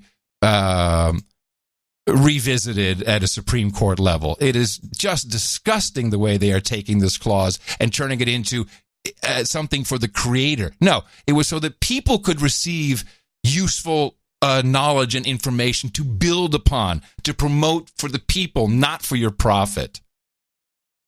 I'm interested to hear what you have to say about it. Copyright law was to protect the creator for 26 years, and then he could renew it for another 26 years if he wanted to. And then it'd go into the public domain, which means Mickey Mouse, for example, should be in the public domain by this law, and so should Donald Duck and all the rest of these Disney things. And the idea was, so the guy who did the invention of the creation, even though there's patent laws that also protect those guys, would make out from, you want to be creative, but it wasn't for life. And it wasn't like for anything. It wasn't for something you could just sell. I mean, now it's become a commodity. You create something and you sell it to somebody else, and then they now own it. That's not protecting the creator. I mean, it is for the moment that he gets the check. But what I'm the whole thing is a scam. But what I'm saying, so I'm disagreeing with you here, because I do not believe that this was to protect the creator. No, it's not to just protect the creator. It is to have a time limit where the actual invention can help the general public. That is the distribution part, to progress, to give it to the people at large in the public domain. Well, I don't know about the distribution part. 26 years was just arbitrary. There's no rule that says 26 years. That was just made up, and now it's been extended to, as you say, 150 years is about the lifetime of a copyright or a patent. Yeah, everybody's dead. I said it twice now. The point was, they get protected for 26 years because otherwise it would just be like the stuff would be stolen instantly. So you wouldn't be able to even do a magazine. Right. Just steal it and not paying anything for anything because it's just easy to steal. And So they have to protect this guy for a while. And then it was supposed to go into the public domain, which I did say. And that was what benefited the public, where you could, work upon it, use it for something else. You could rejigger it. You could rewrite it. You could do other things with it. Well, and that was all I'm saying is patents, the Motion Picture Association of America's interpretation of the Constitution has been debunked by as far back as Justice Brennan, that this is not intended to secure the rights of the creators and the fruits of their creativity to ultimately benefit the public, because it doesn't benefit the public. It benefits the corporations at this point. And I'm just blown away by how they think that that's what that constitutional clause means in Section 8. It's all about them. Well, yes, it is. And they're screwing themselves, because now we've gotten to this point where we have too many services. That's why we're going to see people start stealing content again. Because, you again? Yes, in bigger numbers. I think it definitely got better with easy access through Netflix. But then you have Netflix, you have Amazon, you have Hulu. You have to have $500 worth of subscriptions if you don't want to have FOMO and want to watch the latest, coolest show. So, of course, people don't do that. No. You can't monetize there is the cord cutting phenomenon, which is partly due to this overpricing. Partly due. It's because of the overpricing. Yes. And the kind of the scamish aspect of bundling. I mean, if you get a subscription, how many people watch more than 1 or 2 movies a month on Showtime, HBO, Stars, and all these other things that you subscribe to in a bundle, and it costs you a lot of money, and you're really just seeing 2 movies. Yeah, you have the access. That the whole thing needs to be rethought, and the MPAA is, to me, they're making the same kind of mistake that the RIAA made when they brought to the public's attention the fact that you could get MP3s by downloading them for free, which was just an underground thing for years.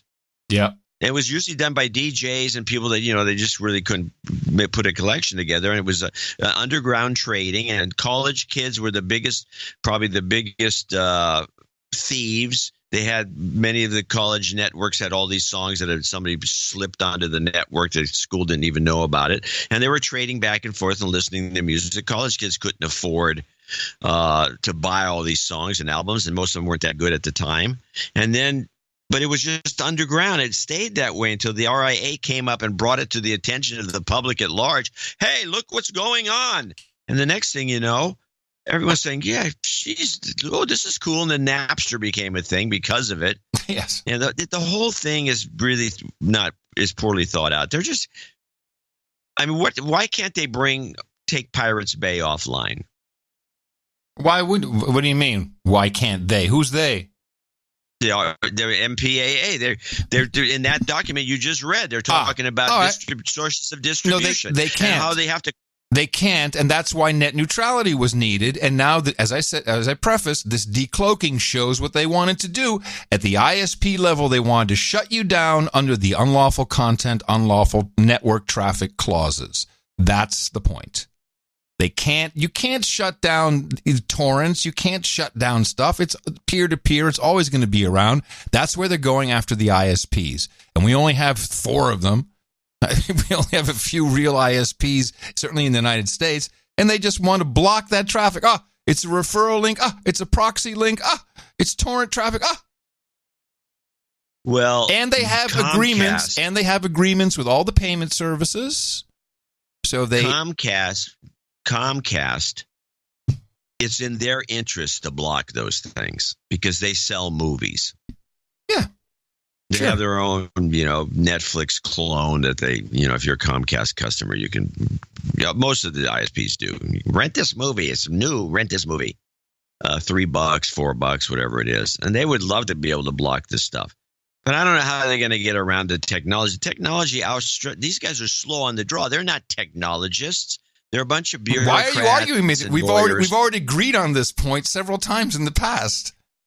This is every time you turn around, now you have the VPN can go past all this stuff, and what are they going to do about it? Which is exactly what they said. They wanted to mandate that referring link traffic from VPNs would be available, so they would know if both sides. If the hosting part was in where that originated from, or if you were accessing from the wrong country for something you're not supposed to retrieve. You take your VPN. Everyone has one. I'd say half the users of this show have a VPN. You're just making my point for me. I don't understand what you're doing. I'm going to make your point for you because apparently you can't make it to me, but I'm going to make it to you. So you got these VPNs all over the place, and they're encrypted every which way. They're encrypted to the VPN. They're encrypted from the VPN. They're encrypted from the VPN to the other site and the other site back and forth. I don't care what kind of deep packet sniffing you do to just look at this data stream that's just an anonymous data stream coming in just as a bunch of nothing. I don't see how you're going to be able to determine that it's a BitTorrent stream or anything else for that matter. These guys are fooling themselves. They're charging money to fool themselves. They're charging money to somebody. This is not being done. If you wanted to do this, you have to do it some other way. Open your mind. What I said was they decloaked what they wanted to have happen with net neutrality in place. If net neutrality was the law, they would have easily... It is in California. I also said that. And so I said, we'll have to see what happens in California.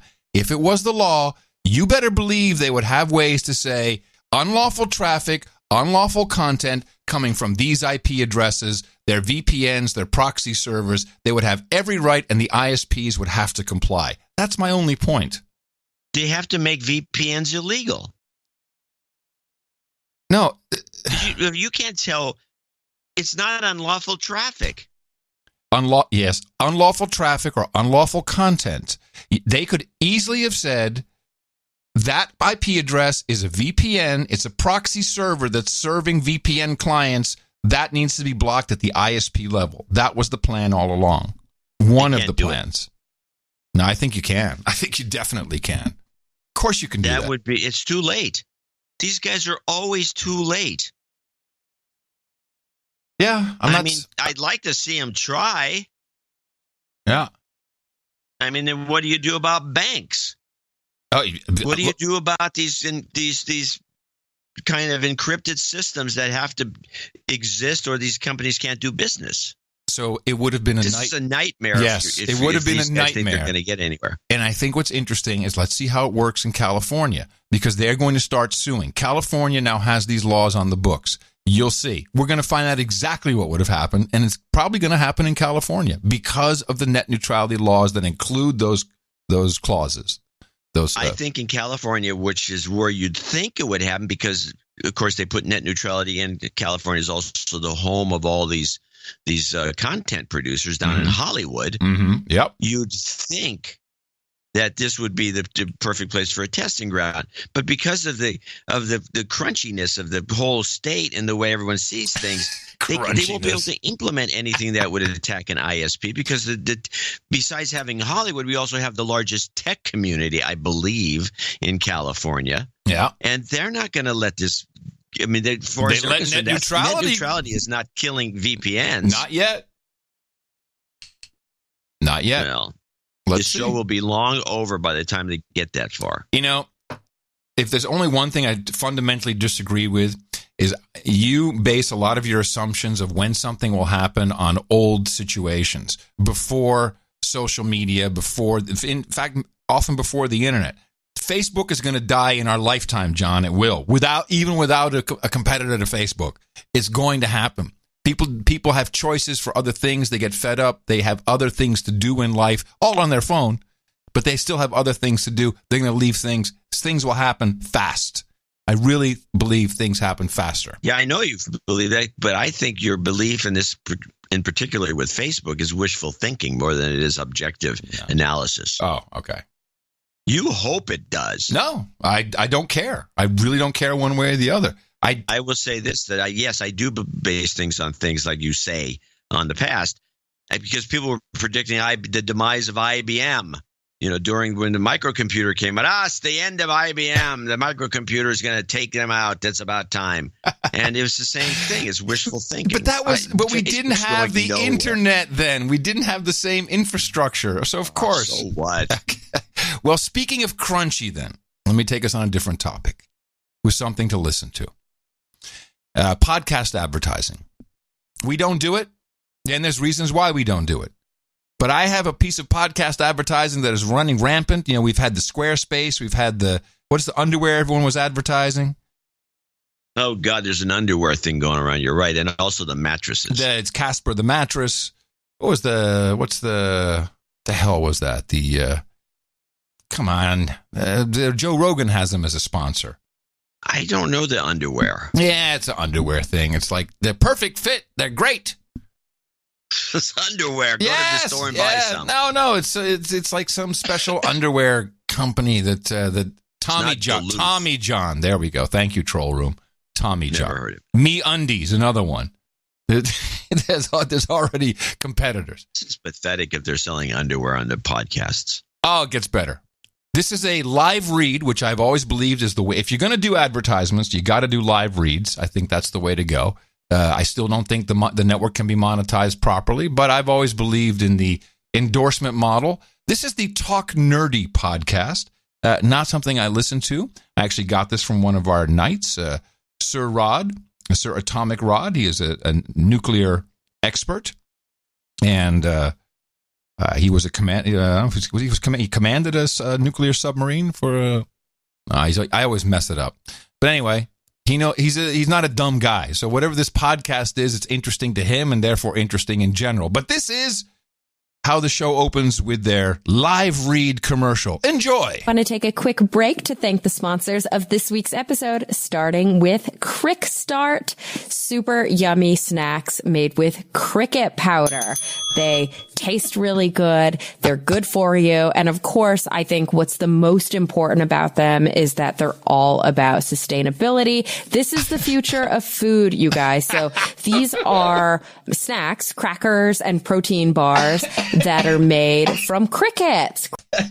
By the way, I think the read is one of the best ever. Cricket powder. So don't worry. There's no like antennas or legs or like weird little crunchy bits. It's all powder. You don't know there's crickets in there except, cognitively, which is good because you really do feel good eating these protein bars. They're actually really delicious. I think they taste better than those gummy. Are you ready to try one yet? Have we convinced you yet? Are you ready? No? Chalky protein bars. You stop for just a second. I'm trying to decide if there is a note. I can't say for sure, but a note of incredulity with this woman trying to be sincere. In other words, is she? I know she can't possibly be sincere, but she sounds like she's trying, or you think it's just a dead read, but she's got a lot of life in it. I can't, for the life of me, can't figure out this read at all. Well, yes, I think the one that hooked me in was, this is the future of food, you guys. To me, it's like, now I want to hear about it. That you usually get in the store. And they have yummy flavors. Like there's a cardamom flavored one that I'm really partial to. And they're really good crackers too that you can dip in hummus. You can eat with cheese or with guac. And they're good for you. John, we can do crickets and hummus now. You too. They've got like lots of seeds and seed butters and hemp and yummy things like chocolate and dates in them. The great thing is you can keep them in your bag so that you've got food on the go. They're quite balanced, they're really high in protein, like twice as much as beef or chicken. They've got all the 9 essential amino acids that are necessary for muscle growth and repair. And they've got other vitamins and minerals in there so they've got the macro and nutrients and the micronutrients that macro and micronutrients. I'm learning so much from the cricket lady. That you need. But here's some fun stuff. Over 40 crickets in every bar, over 100 in every cracker bag. Don't worry, you don't notice them. They're powder. For the same amount of protein compared to beef. Remember when life was simple and we just counted the marshmallows in the Swiss Miss chocolate powder mix? Life is different now. Crickets require 12 times less feed, 2,000 times less water, thousands of times less land, and they emit 100 times less greenhouse gases. So just for that reason, you should give them a try. Yeah. All you've got to do is go to crickstart.com and you'll get 20% off of your... Whatever. I couldn't stop listening. I'm like, you can get clip of the day for that if you want it. instead of it's your option. No, I have it. Instead of clip of the day, I'll do this. Order, but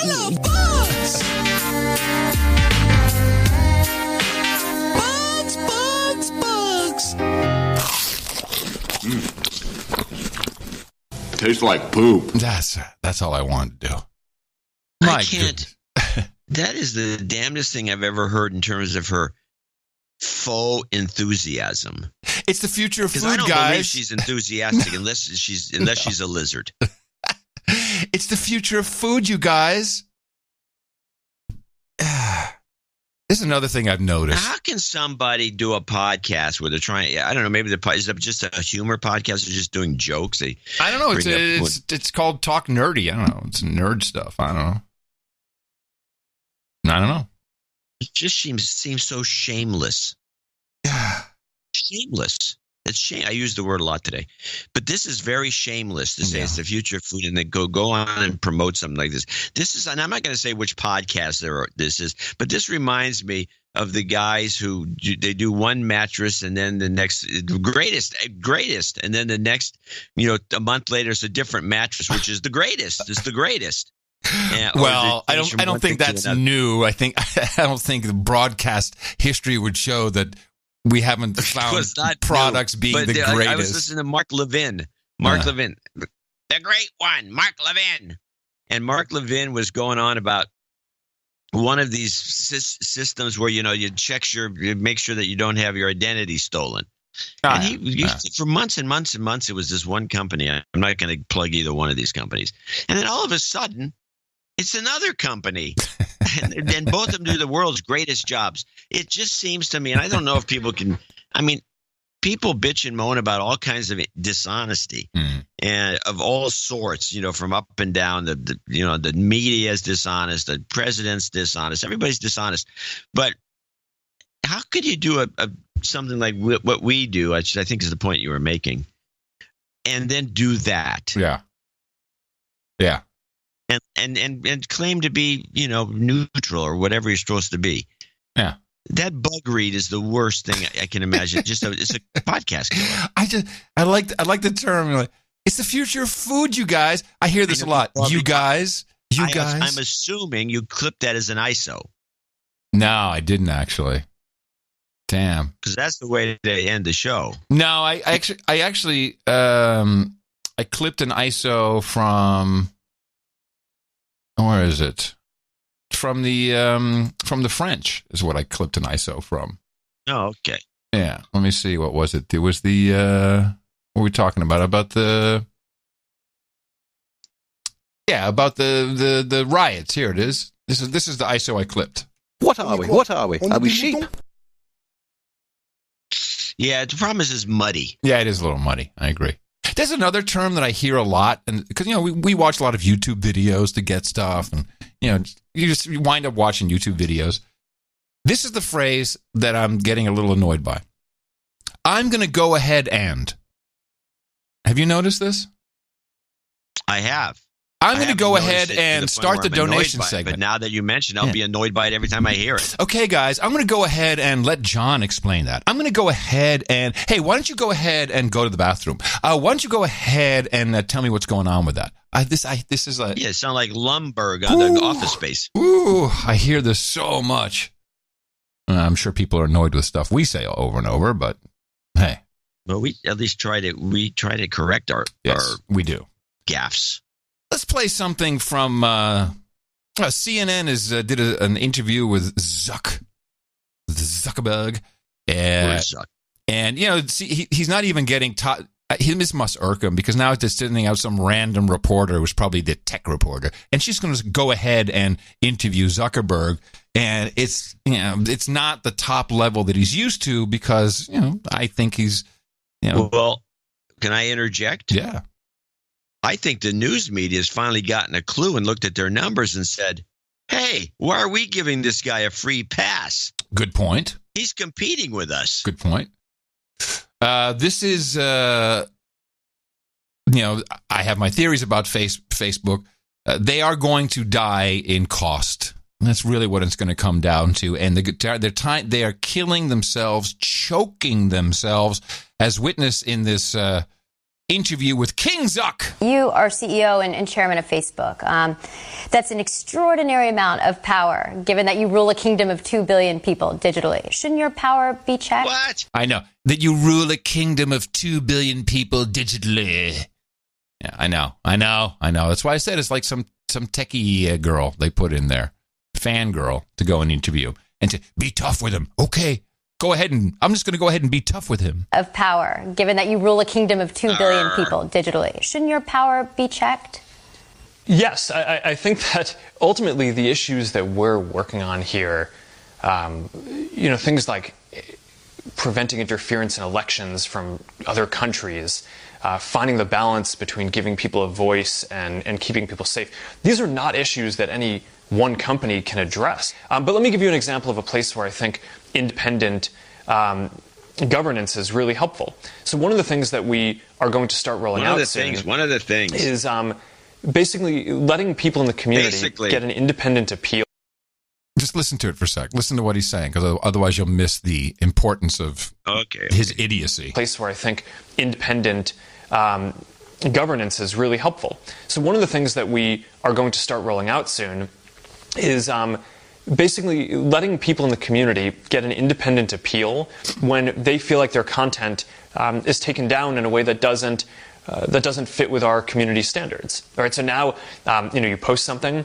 If someone else reports it, we might take it down if we find that it's hate speech or violates our policies. But if you disagree, you're going to be able to appeal, and you'll also be able to appeal to an independent body. And that's an example where that independent body will have real teeth and power, and will be transparent in the decision that they're making. And if I want to overrule that independent body, then I'm not going to be able to. So you're not stepping down as chairman. That's not the plan. So the idea here, if we didn't have enough people already screening all content uploaded because artificial intelligence can't do it, now they're going to have tribunals. So they're going to get into conversation with people about this. That's going to bankrupt them. Well, they'll probably try to get volunteers. But I thought the most interesting thing about this clip was the journalist who misconstrues what he had to say. Yeah. And at the very end says, so you're not stepping down as chairman. And then he says, you're missing the point, which, she was missing the point because she's an idiot. Yes. Well, I don't know about them going broke with having these. I think the whole thing, I don't know. I don't use Facebook. Me neither. Never have. I would like to get a No Agenda Facebook account, which I might do. Why? And why? Because you can't buy advertisements on Facebook unless you have an account. Can I tell you something? I don't want any advertisements of our show on Facebook. I'm just vetoing it right now. Besides, we'll talk about it some other time. You've had 2 years to do it. you keep threatening. You've never done it. You had to have an account. Yes, I know. Look, for $100,000, the Russians won the entire 2016 election. I have to agree. I mean, we can get a president in. The price seems too good to be true. I mean, it's just a dynamite outfit there. Yeah, we can get someone elected president for less than $100,000. Yeah. Well, yeah. Okay, we're talking about, since I brought Trump up, people say, well, you guys are just a couple of Trump apologists. You can use that thing. Here's the Merry Christmas medley that was used to just kind of ridicule Trump. Merry Christmas, everybody. Merry Christmas. Merry Christmas, everybody. May God bless you all. Jingle bells, jingle all the way. Merry Christmas. Merry Christmas, everybody. Merry Christmas, everybody. Merry Christmas, everybody. To serve God through serving others. So Merry Christmas, everyone. Merry Christmas. May God bless our troops and their families, and may God bless you all with peace and joy in the year ahead. And we are going to say Merry Christmas again. Oh, okay. I think now I understand. I guess there was Trump was lying about us not saying Merry Christmas. Is that what the idea was of that clip? Well, that comes out of Fox. Is that actually all stems from O'Reilly, who's not even there anymore, but it's the war on Christmas, which was a bigger deal 3 or 4 years ago, and it's kind of fallen by the wayside. But Trump still uses it as a talking point. Yeah, that's incorrect because obviously commerce understands the importance of Christmas. So there's still a lot of social justice stuff going on with happy holidays, etc. But I think ultimately, the retailers it's Christmas. We just got to have Christmas and it's better for business, and no one's fighting that. Yeah, I think you're dead right. It's better for business. Why would we want to downplay Christmas when it sells so much product?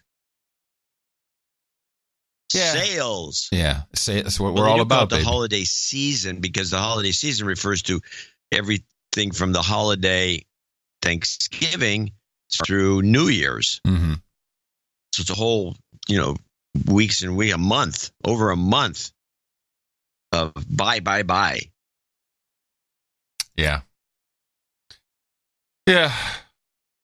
So there was a report I got from one of our millennials, and unfortunately, like everybody in the family except me, because it always results in, did you take a picture? You have a phone? You got a camera? Did you take? Oh, I forgot to take a picture. This is a very common problem I have here. Mm-hmm. I guess Whole Foods because people can't cook, they sold turkeys and they sold, whole meals in a container. You get a big giant Thanksgiving meal to go, good to go. Thanksgiving meal in a box and a bunch of dressing and gravy in a big bucket. The Whole Foods on Ashby in Albany, I guess on Thanksgiving, had a line that was close to a quarter mile long for people lined up to pick up their turkey orders that were all pre-cooked, pre-cooked meal. Really? Yeah. Huh. And apparently I was told that Amazon has been, they went with it and they started promoting it on Amazon. So you can why cook? You can get a beautifully cooked, professionally cooked meal from Whole Foods. You just have to pick it up. That'll be better than anything you can do, idiot. Yeah. Well, cooking is, of course, going by the wayside to some degree. I think the big thing now is that the Instapot. Is that what all the kids are talking about these days? The Instapot? You familiar with the Instapot? Yeah, the Instapot. Mimi told me about the Instapot about a year ago. Yeah. And I kind of looked into it, and she says that in Port Angeles, in the city council, she's a Politico up there. Mm-hmm. She says every old lady, this is not just the kids. She says every old woman raves about this thing. Oh, you've got to get one. Yeah, and it's just a pressure cooker, as far as I can tell. It's a programmable pressure cooker. Woo! Is it an Internet of Thing? I'm sure. I bet it is. I'm sure it will be. Yeah, at some point. But this is what I see. All the turn them on remotely and blow up their house. This is what I see. All the all the recipes for. Oh, and they got a great Instapot recipe. They just throw stuff into the pressure cooker. Pressure cooker. Wasn't that the 60s or 70s? They were huge. Oh no, let's go back to the Depression. Oh really? They had pressure cooker. The Depression cookers. This was one of these great tools to save energy and really cook faster, and it kept all the vitamins and nutrients in by cooking to death under steam pressure. Fantastic. Because you use steam pressure, the pressure would push the vitamins that are trying to leak out into the thing because it's a high pressure. Push it in. That doesn't sound right. That sounds like bullcrap. So everything you have is you imagine the advertiser pushing it in, not letting it get out. Yeah. And so, I'm not sure when they became super popular, but my parents had them in the 50s. They had one, and I think they were popular during the Depression. I don't know when they were invented. I'll look it up as we speak. I remember is my mom had one. Now I'm talking 70s, and they had that little valve on the top, and I was like, well, what happens if you pull that up? My mom would be like, then you'll have food all over the kitchen. Don't do it. She always warned me to stay away from it. Dead. Well, there's that. Yeah. Yeah, the pressure cooker, which is a great device. I use a Swiss pressure cooker that has 3 ways of not blowing up. A Husqvarna, no doubt. No, what is this one? It's what is this thing? A Saab? Sweet. No, I Swiss. said I'm sorry, Swiss. Swiss. I'm sorry. Swiss, yes. Swiss. Yeah. Swiss, they're not going to let anything blow up in the place. No. I don't know what but the I brand think is. the But I'm trying Instapot uses 1.5 planets of power. I don't think it's very efficient. Doesn't seem like a good. I don't know. I like cooking the regular. old pressure cookers. I remember pressure cookers. They had the relief valve on the top, and they were made out of pot iron. And then they had 2 things that on the side. You'd clamp it in. You'd clamp it down. Uh-huh. So I mean, this thing would be a real explosion if if that relief valve didn't go off. And I mean, it would blow up the house. Well, must I remind you of the Boston bombing? Yeah, well, it was pressure cookers. Bomb. Yep. But yeah, I think they were used once they were invented for the public. They were very popular because you could cook in a pressure cooker about 1/4 to 1/3 the time. Anything. It's the original microwave. The microwave is what bumped them out of the way. Hey, before we go into our break, because I was reading the Hillary Clinton interview in The Guardian, you run across The Guardian, they have a pitch. Very similar to kind of like what Wikipedia does, except Wikipedia has it at the top, and they say right off the bat, if everyone gave $1, and then we'd have enough, and we wouldn't have to beg for money. And The Guardian puts this article at the bottom about their independent journalism. And I don't know if you've seen their recent, and remember, this is The Guardian. They think that they are real news. They're truthful. They are independent. Oh, they consider themselves the New York Times. Yes, they do consider themselves the paper of record next to the New York Times. I wanted to share with you their donation pitch, which is at the bottom of pages. It's in its own little box, and I want you to listen to this and tell me if you have any issue with what they're saying. Their pitch goes as follows. Hey, you may have noticed the free press is under attack. President Trump refuses to condemn those responsible for the murder of Jamal Khashoggi. He revoked a CNN reporter's White House press pass and attacks the mainstream media at his mass rallies. The president recently praised a congressman for attacking a Guardian reporter. He has accused the American press of being the enemy of the people. In 2018, this is their pitch. In 2018, The Guardian broke the story of Cambridge Analytica's Facebook data breach. We recorded the human fallout from family separations. We charted the rise of the far right and documented the growing impact of gun violence on Americans' lives. We reported daily on climate change as a matter of urgent priority. The Guardian is editorially independent. Our journalism is free from commercial bias and not influenced by shareholders or politicians. At the time when journalists are under attack, we need your ongoing support to continue bringing The Guardian's independent journalism to the world. Support the free press by making a year-end contribution to The Guardian. Thank you. I mean, how disingenuous can you get? Wow. Yeah, I think I've seen these pitches. I never read that. That's a good read. It's they're full of crap, those guys. I'm going to show my support by donating to No Agenda. Imagine all the people who could do that. Oh yeah, that'd be fab. Yeah, on No Agenda in the morning. So the pressure cooker was kind of invented in 1679 by the French. Really? But became popular in home cooking around 1939. Took a while. Yeah. 300 years. Really? Interesting. And it was popularized from the 39 through the 50s and 60s and onward.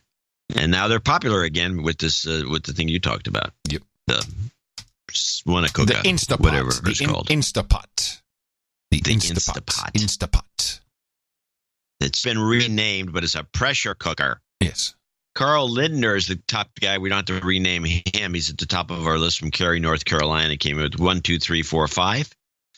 And he's getting knighted as today. So yes, he'll be Sir Carl of Kerry. That's right. Sir Carl of Kerry. Martin Bennis in Kennesaw, Georgia, 120.80. He needs a de-douching. You've been de-douched. So his blood pressure's going up or down. I can't tell. Don't use my real name. Refer to me as Sammy Woo from Buffalo, New York, 108.90. Jimmy Woo. He needs a de-douching. It's Jimmy Woo. Oh, no, wait. Stop. Stop the de-douching. I've been listening to this show since March. I was hit in the mouth by a good friend Leo. He's a douchebag. Ah, okay. And then Leo, not Leo, but Jimmy does need a de-douching. I was right. You've been de-douched. It's all right. Now we have a bunch of 108.90 contributions, which is our gimmick contribution for the show. We got about 12. Starting with Richard Huford, 108.90. Sir Patrick Coble, there in Tennessee, 108.90. Yo. Sir, I think it's Sir Thomas Butterick, I pretty believe. Sure, yeah, pretty sure. 108.90. John Knowles, 108.90. Chris Keefe. In Ghent, New York. Sir Knight of the East Side.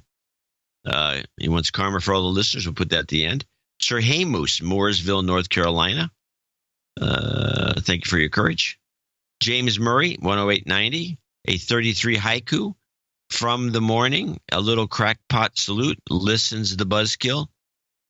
Okay. Listens the buzzkill. All right. Oh, it's Very a haiku. little. Oh, got it. Sabode Peth. KC5 DDY 73s. 73s. Kilo Randall 5 Brown. Alpha Charlie. Randall Brown, 108.90. Gordon Jones, 108.90. William Cornell, 108.90. I'm donating so that John doesn't ruin Adam's Thanksgiving plans in vain. I wound up not having to cook anything, of course, because I was way too late after we had technical difficulties. And I have to say, the millennial cooked the bird and did a fantastic job. It was a butterball, so that might have made it easy.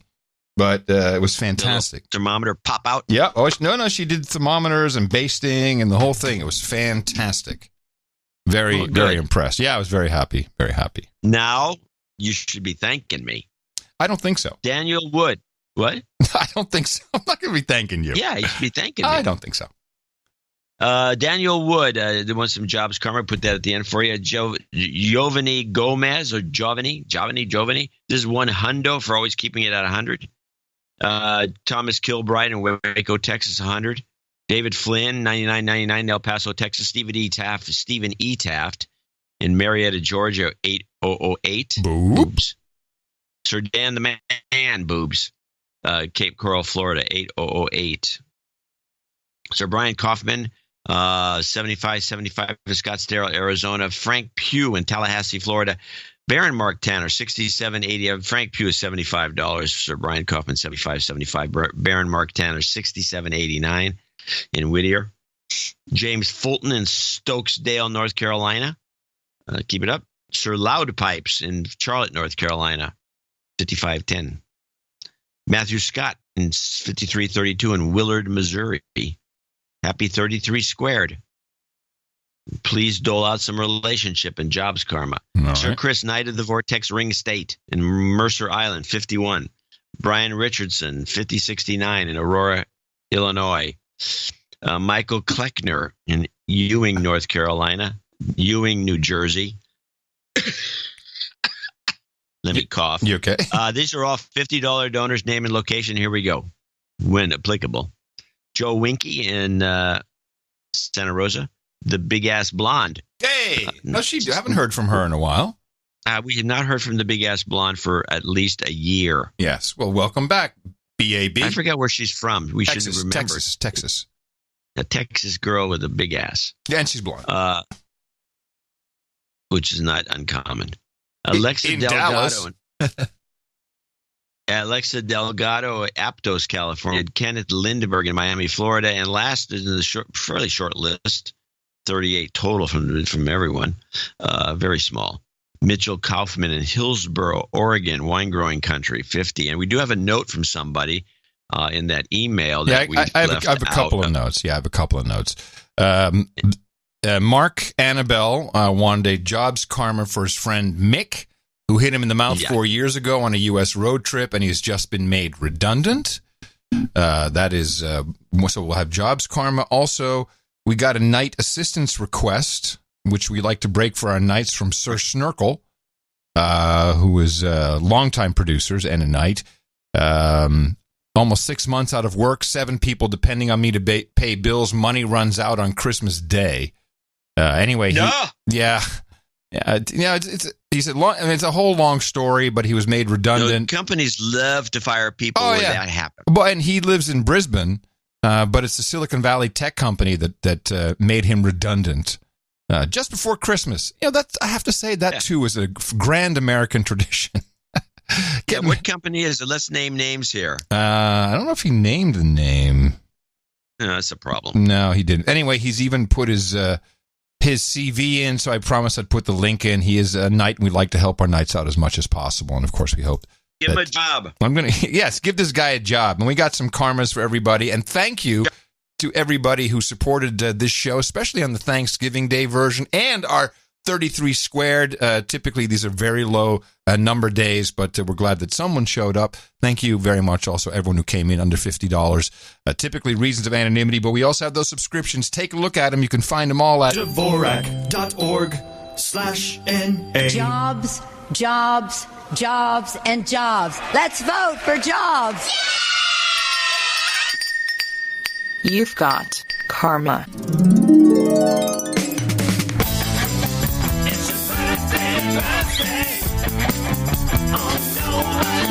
And today being the 25th of November, 2018, here's our jobs list, our birthdays list, not very big. Daniel Wood celebrates his birthday today, and Dave Corbanu has a birthday shout out for his smoking hot fiancee, Joanna Lynn, who turned 30 on November 14th. I think I may have missed that one, so apologies. Happy belated birthday from everybody here at the best podcast in the universe. And then we do have, by way of people just being on the layaway plans and saving up, we got 2 nightings today. Very excited about that. So if you can grab your blade there from the here you go. Next to the chaise. Perfect. We need Michael Howie, and Carl Lindner. Yes, both of you hop on up to the podium here because you have supported the No Agenda show in the amount of $1,000 or more. That gets you a seat at our round table of the No Agenda Knights and Dames, and I'm very pleased and proud to pronounceate you guys, Sir Michael of Calgary and Vegas and Sir Carl of Cary. For both of you, we have Hookers and Blow, Rent Boys, and Chardonnay. We got Boba and Stinky Tofu, English muffins with butter and honey, trophies and tire smoke. We got pepperoni rolls and pale ales. We got redheads and ryes, organic macaroni and plasticizers. We got breast milk and pablum, ginger ale and gerbils, bong hits and bourbon, geishas and sake, and mutton and mead, all for you at the round table. And you can go to noagendanation.com/rings, hand over or enter your information for your ring sizes. Eric the Show will get that off to you as soon as possible. If it happens in October where you are knighted, give us a little time to get stuff out. People say, "Hey, where's my ring?" It can take a month or two, depending on the order status. You can imagine. It's definitely going to take longer in Canada. Yes, it's one of the hardest items to do because you can't just have an inventory of sizes. We try, but it's very difficult. So you wind up with a lot of odd sizes, and it's something we just started on. And we like it. So let's keep it. But it's that's why sometimes it takes a little while. And thank you again for supporting the show. Dvorak.org/NA, another show for you on Thursday as we wind down the month of November. Even though it's reported as a joke, even Reuters picked up on it, that the head of Russia's space agency says their mission to the moon will be tasked with verifying the American moon landings were real. I like that. Hoax. Rogozin was responding to a question about whether or not NASA actually landed on the moon nearly 50 years ago. He appeared to be joking, says Reuters, as he smirked and shrugged while answering, but conspiracies surrounding NASA's moon missions are common in Russia. Where does that put me on the spectrum? Russian. I'm a Ruski. Must be a Ruski. I have a couple other things. Oh, yes. BBC Click did a little piece about artificial intelligence. We love artificial intelligence that will be used to understand if a crowd is getting too rowdy. The story kinds of it explains it. At the end of the day, what we want to be able to do is to take a training set where you have some audio acoustical characteristics and knowing what the crowd was doing or how the crowd was responding. Oh, yeah, it's great. We have to teach the computer to say that was the crowd cheering versus that was the crowd booing. See, they have to know when to turn on the automatic water cannon. That's what this segment is about. Once we have that training set, then the computer can go through the recordings and then look for those types of responses in the acoustic data. And then you basically have a model for classifying different crowd sounds. When you get to different types of events, say it's going back to the original thoughts of things like political rallies, you may have more chanting going on. But again, a person chanting versus a person cheering versus a person booing, they should all sound acoustically similar. And so we think that studying the problem of sporting events should transfer into other type of crowd type events. So supposing it's a political rally and maybe things start off and the crowd is overall quite happy, but things are beginning to slide into something a bit more hostile. I just wonder if the hope is that the computer system will pick up that hostility and give an early warning, perhaps pick up on it before the human beings do. That would be the goal. The goal would be able to create an early warning system for security or peacekeeping that would allow the computer to essentially determine that the crowd mood is changing. And perhaps there would be triggers in that to say, okay, this has the potential for becoming violent. So flip on the microwave, nuke the fuckers. That's where all of this is going. You know, you can't have somebody watching and just determining one thing or another. No. Well, tell me if this is happy or if this is hostile.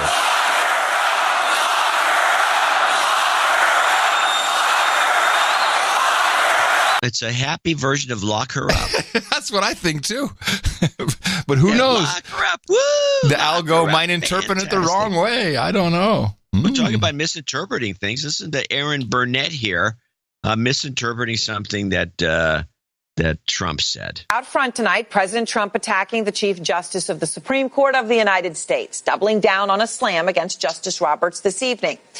After the Chief Justice defended the U.S. judiciary to the president in an unprecedented public statement.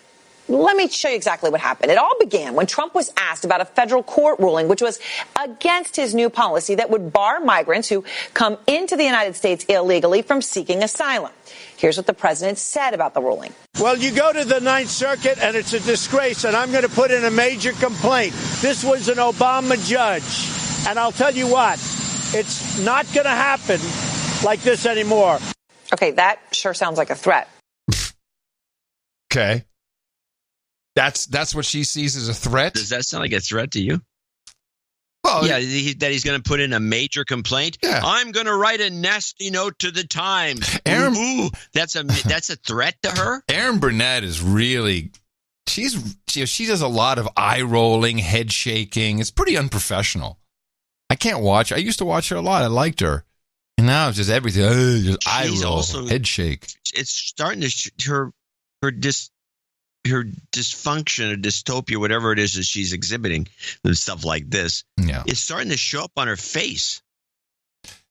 Interesting point. She's, losing some of her collagen, cheery looks. Yeah, collagen. Collagen. That would be it. Collagen. Yeah, it's collagen. It's drooping.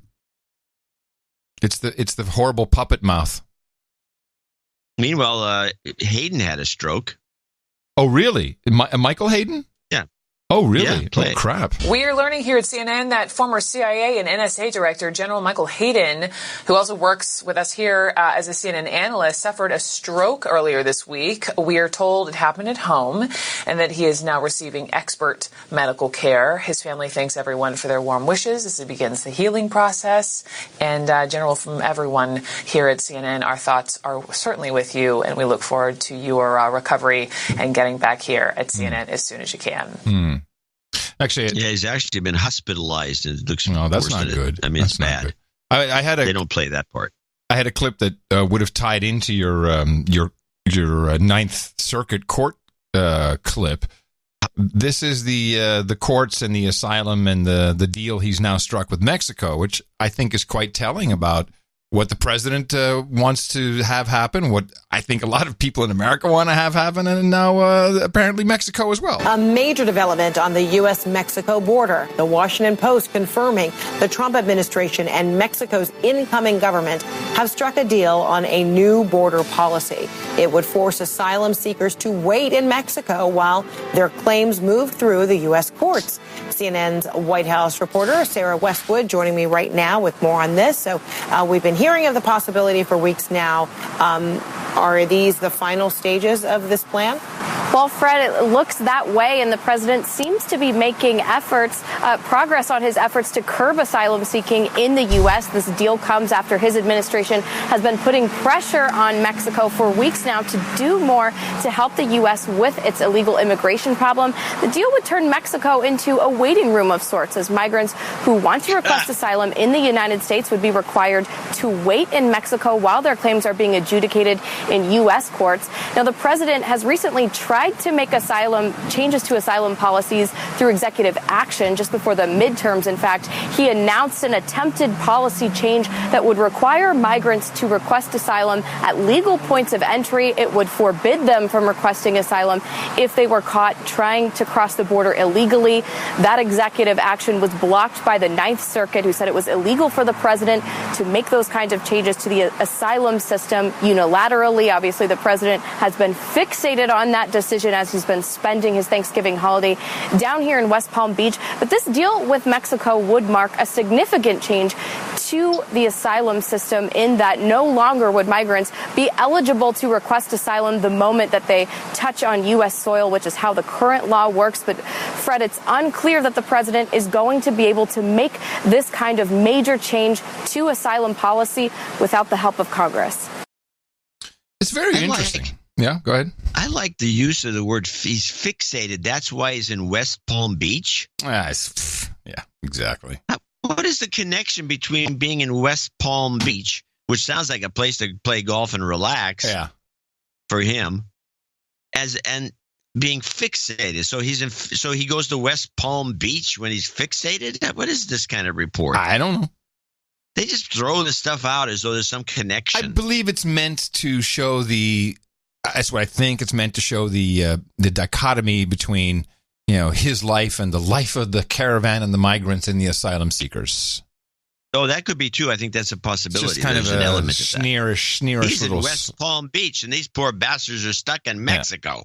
Yeah. But if there is anything broken with and we hear this continuously, our immigration system is broken. We need comprehensive immigration reform.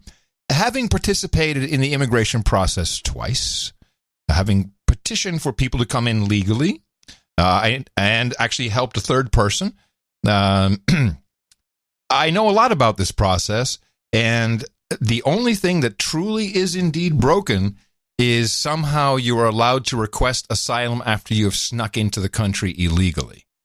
That's the part it's a very small change. You fix that, you fix a lot. That's the only thing.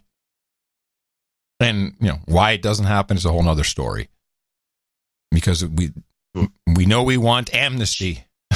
We want cheap labor in California, especially. It's not just California, John. It's really everywhere. The cheap labor, it's quite despicable. When you see the we don't talk about it enough. When you see the organizations that deal with asylum, not with migrants, asylum, and the billions of dollars they receive from government.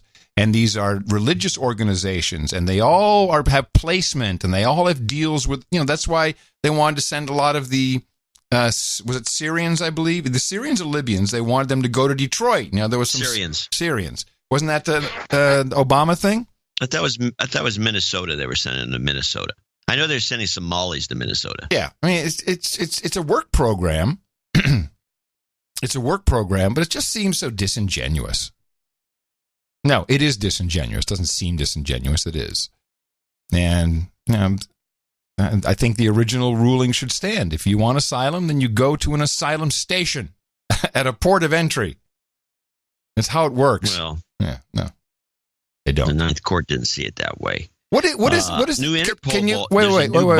I have a question. Huh? I have no idea what the Ninth. I don't know why it's important. Is the Ninth Circuit Court an important court? Is it the last one before the Supreme Court? I don't understand the system. No. Can you give a synopsis, a short synopsis? It's one of those appeals courts. There's a bunch of them around the country, and they like to funnel if it's like an issue that's going to. Where you want an outcome that favors the progressive left-wing ideologies, you try to send it to the Ninth. Although the Ninth Court, because the Ninth Court is always, it's a California, I think it's in San Francisco, around here somewhere, I think. But it's very liberal, and they always come up with these crazy ideas, and they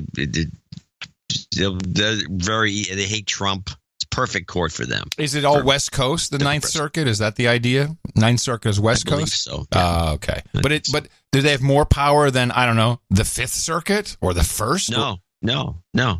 Oh, okay. But you don't go from circuit to circuit. That's the one you go all your regular court system, and then an appeal gets bounced to the Ninth, and then it goes to the Supreme Court after that. It doesn't go anywhere else. Are these circuit numbers, are they mapped to FEMA regions? I don't know that, but I don't think so, but it's possible. Yes, FEMA Region 9, Arizona, California, Hawaii, Nevada. Pacific. Maybe there's some coincidental thing there going on. Maybe it's not so coincidental. Huh. The other big one is the D.C. Court of Appeals, which doesn't have a number. Right. Which is where the rapist went. That's where he was the judge. the rapist? Oh, Harvey Weinstein? Or Bill Cosby? No, not him. No, he wasn't a judge. Which other? Oh, the judge rapist. Yeah, the judge rapist. Who was the judge rapist? Unproven rapist went there. So, did you know about the new Interpol boss? Yes, I did hear about the new Interpol boss. What do you know about it? Here's the clip if you want to play. It's 27 seconds. Where is it? New. Ah, yes, got it. I'll remember when I hear the clip. I feel honored to have been elected to preside over the executive committee over the next 2 years. And so Interpol has a new president. Kim Jong-yang of South Korea beat out a Russian candidate, and that's key because the Russian was the favorite for the job, and there were concerns over Kremlin interference. The International Police Organization says the election was free and transparent. Kim is a career policeman and will serve a 2-year term. Yeah, what I heard was, maybe this is a week ago, that, it's going to be Putin's buddy is going to be the new boss of Interpol. I guess that didn't happen. Well, the thing that's always interested me, and I don't have it in the clip, unfortunately, is that the old Interpol boss was busted for being a criminal. Well, that's not much different than the United Nations climate change chief who just had to resign because he was using, air travel excessively for private use, racking up money. He always had to go via Paris. Well, I'm going from Washington, D.C. to Baltimore via Paris, to go see Pierre and everything. Yeah. And, spewing carbon dioxide and increasing his footprint. Yeah. These stories are not so uncommon amongst the elites. So I have two clips. How are we doing? I have two clips which has a question in the middle, which I'm going to ask you because you're the one. This is your beat. Okay. Reading documents. Okay. Your document reading is your specialty. This is the Trump, Saudi, and CIA findings 1. President Trump taking sides with the Saudi government yet again. He's doubling down on his rejection of the CIA assessment of the murder of journalist Jamal Khashoggi and defying calls to punish the Saudis. Now, joining me now is Rhode Island Senator Jack Reed. He's a Democrat on the Senate Armed Services Committee. Senator Reed, great to have you on New Day. I want to start with the President's comments on these really refuting the CIA findings. Okay. Have you read the findings? Why not? There's no findings. There's no report. It doesn't exist as far as I He just said right there on CNN. He repudiated the CIA's findings.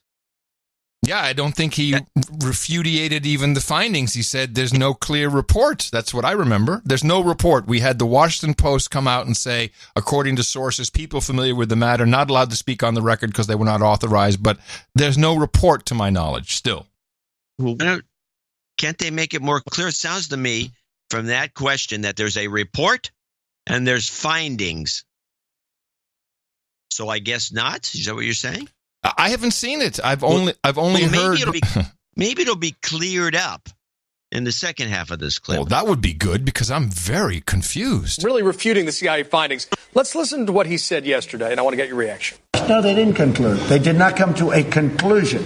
They have feelings certain ways, but they didn't have the report. And you can ask Mike. They have not concluded. Nobody's concluded. I don't know if anyone's going to be able to conclude that the Crown Prince did it. Senator, is the president lying? Yes. The CIA concluded that the Crown Prince of Saudi Arabia was directly involved in the assassination of Khashoggi. Wait a minute. Who is this speaking? Who is this speaking? This is one of the guys. Unfortunately, I thought his name was in there, but he's one of the new Democrat guys that'll be running one of the committees. So they're going to bring him on all the time, and he's just going on. He's a Democrat congressperson. So the point that this makes, and we'll finish the clip in a moment, is that it was only a headline. The Washington Post, and it is so irritating that this happens. Now wait, it gets better. I'll just continue with a quick layup. Listen carefully. The Washington Post only spoke of sources who told them that the CIA had come to these conclusions in a report. As far as I know, unless it happened this morning, no report has been issued. No report, no official word at all. But the news media, right down to actually The Guardian, who use it as their pitch, are just claiming that the CIA have made this decision and this is their conclusion as if it's a published report. And did I say that correctly? Yes, and if you listen very carefully to what this guy has to say, you will probably laugh right in the middle of the clip. Crown Prince of Saudi Arabia was directly involved in the... Well, I'm going to back. I'm going to start the clip over. I want to hear the whole thing. Really refuting the CIA findings. Let's listen to what he said yesterday, and I want to get your reaction. No, they didn't conclude. They did not come to a conclusion. They have feelings certain ways, but they didn't have the report. And you can ask Mike. They have not concluded. Nobody's concluded. I don't know if anyone's going to be able to conclude that the Crown Prince did it. Senator, is the president lying? Yes. The CIA concluded that the Crown Prince of Saudi Arabia was directly involved in the assassination of Khashoggi. They did it, as has been reported in the press, with high confidence, which is the highest level of accuracy that they will vouch for. It's based on facts. It's based on analysis. The notion that they didn't reach a conclusion is just unsubstantiated, that the CIA has made that clear. So, Senator, why do you think he's covering for the Saudis, and what can the Senate do about it? Well, I think he feels that he has an arrangement with the Saudis in terms of the region where they will act on behalf of their own interests, but he hopes the United States' interests. I think he also has made this claim about their financial input into the United States, although it's widely exaggerated. And I think he probably has relationships going back to previously business relationships, and he might even be thinking in the future of business relationships with the Saudis. So he's put himself in a compromised position where where he can't look at intelligence reports in a detached, objective way, make a conclusion, and then introduce evidence and introduce policies to affect a better outcome. He seems to be a captive of the Saudis, actually. No, so he read the report, which doesn't exist as far as we know, and he couldn't bring himself to actually read the report properly. Is that the story? No, if you listen carefully, and in fact, you have to go back to the middle of that clip. He says, he goes on and on and on about all this report, and then he subtly says, as reported in the newspaper. Hold on. Vouch for. It's based on facts. It's based on analysis. The notion that they didn't reach a conclusion is just unsubstantiated. That the CIA has made that clear. So, Senator, why do you think he's covering for the Saudis? It was before that. It was very slick. The CIA concluded that the Crown Prince of Saudi Arabia was directly involved in the assassination of Khashoggi. They did it, as has been reported in the press, with high confidence, which is right. Boom. All right, you deserve it. That was good. Got it. Clip of the day. So. He all right. slips that in, threw it as reported by the press. He puts it right in the middle of all that gibberish. Yeah. There's no report. He just says as with high confidence reported in the press. With high confidence, as reported in the press. And in fact, this time I listened to it again. Not this last time, but when you played the whole clip, it even got by me that time because I knew it was in there. Jeez. And then I should have pulled it out as a subclip, but that's masterful. This is what goes on, and it is reported as news, and these guys just lap it up. Let's just bring the Washington Post guy in there and ask him. Oh, they'll say the same thing. When the fake news is wrong, defending Donald. I realize, we received some disturbing notes from people who, longtime listeners, freaking out. Stop defending Trump. 50% of your news is about Trump. Here's the sad thing.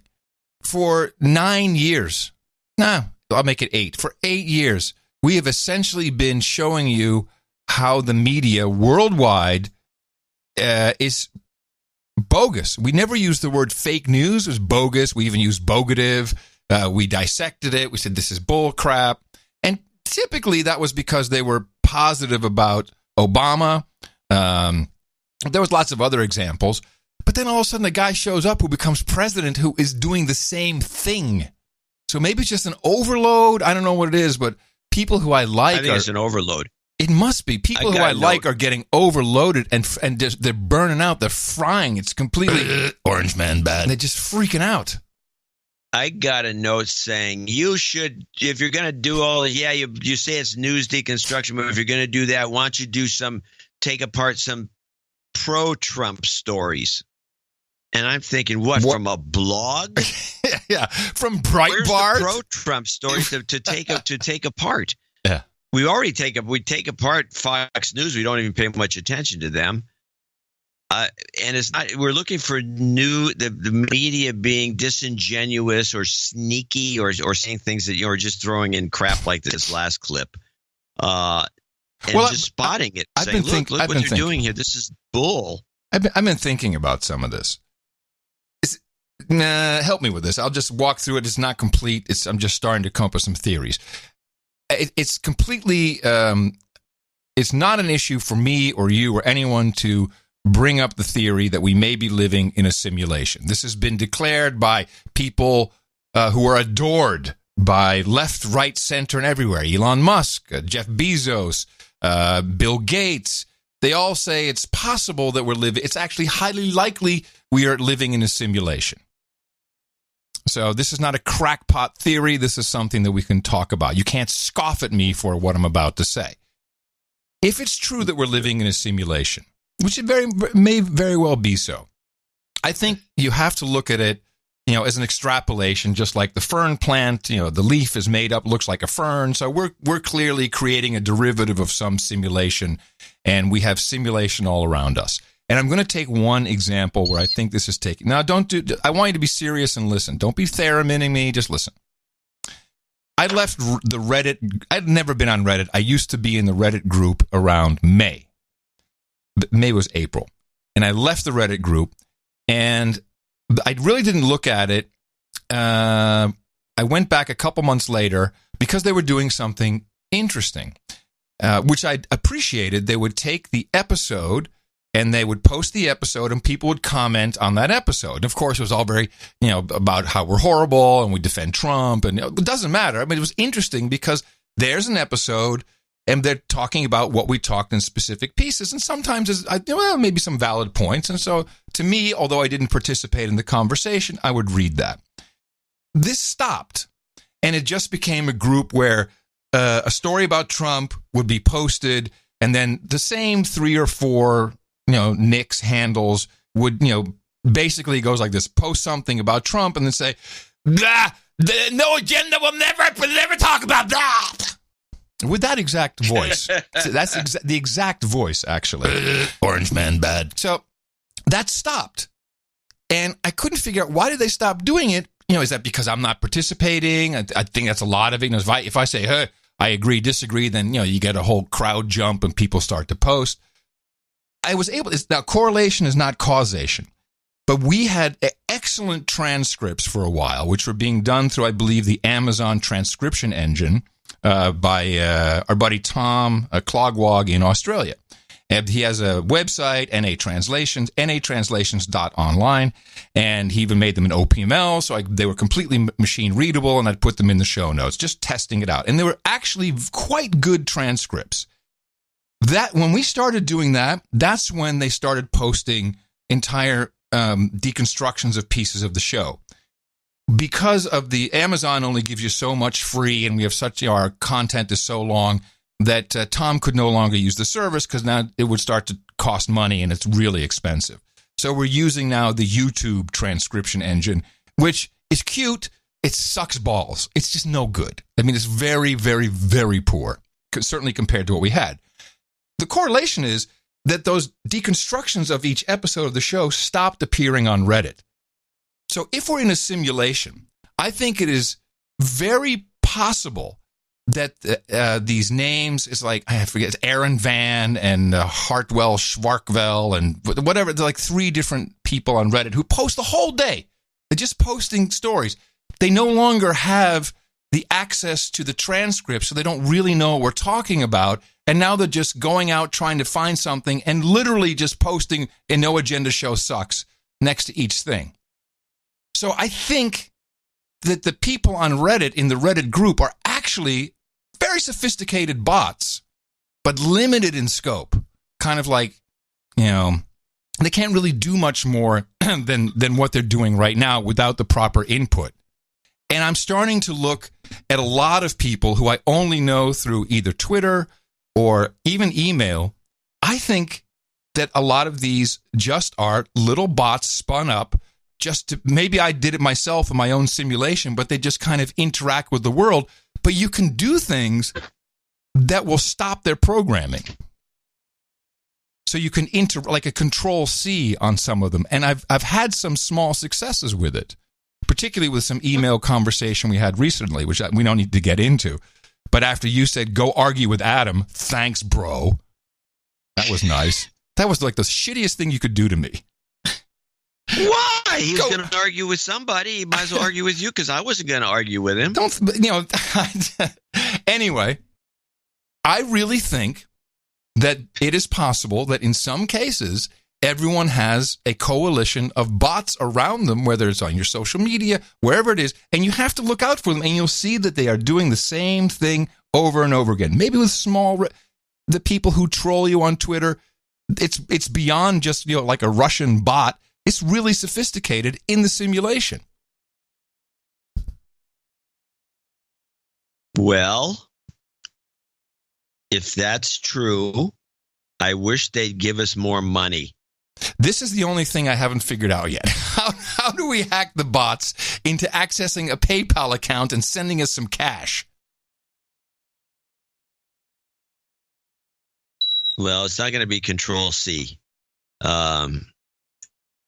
I'm surprised that you actually went back to that Reddit thing. But you're definitely right about it, if what you say is true, that they were just basically stealing or doing word searches on a larger, which is doable. A bot could do that. Do a word search on a very well done transcript. You could find stuff in there, it'd be kind of funny. And you could bitch and moan about it because a lot of the intonation is gone in transcripts. You don't know if somebody's joking. You could read something straight in a joking manner, and which doesn't make sense. But you can read something in a joking manner that if you read it, it would sound straight. That's what but also notice when the NPC meme cropped up, the non-playing character, people on Twitter at least got really upset. Like you can't, and I think that those were mainly simulations.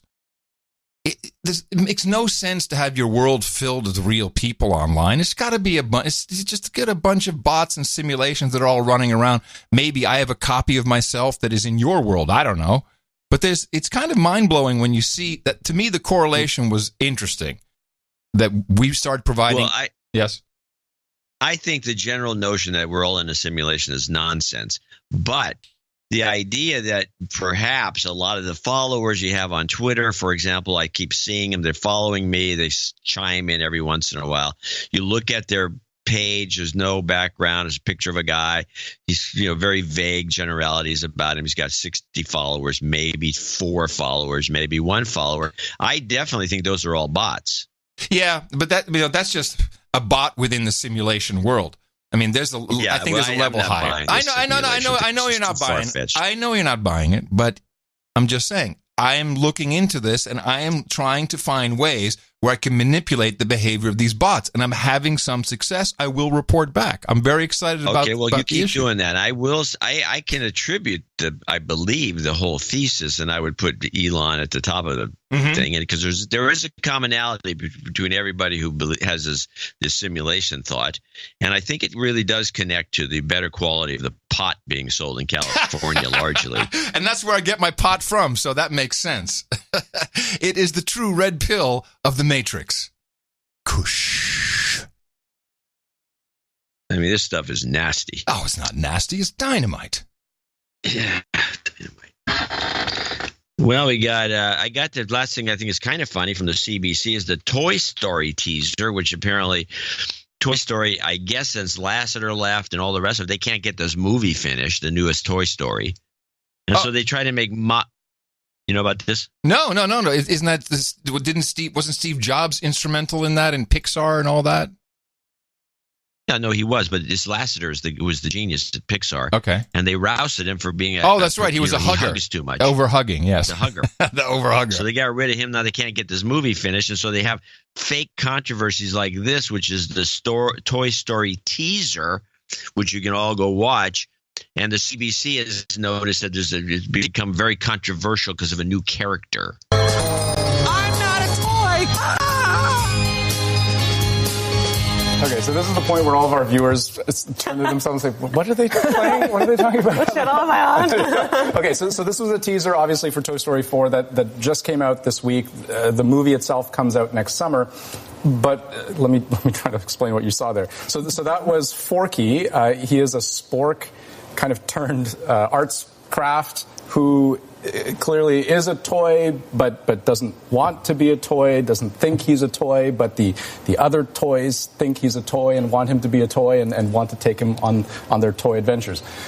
So, I mean, we're talking about a kids movie, for crying out loud, but kind of, boy, like what a premise for our time. I think we're in a time where we're constantly trying to define or redefine everything, right? We're talking about labels all of the time and pronouns all the time. What is a asylum seeker? What is an illegal alien? What is a male or female? Or are those things important, right? So we're always constantly trying to define things. And so I looked at the trailer and I'm like, are they trying to tell me something? Is Pixar trying to have a bigger statement for the parents? Because those movies are great because the parents often get something from it and the kids obliviously are just watching cartoons. And so it sounds like you're happy that they're taking this on. And Sarah, I mean, you're a new mom. Yeah. You just had a baby. Do you see this as being, I guess, a springboard for conversations that you might have?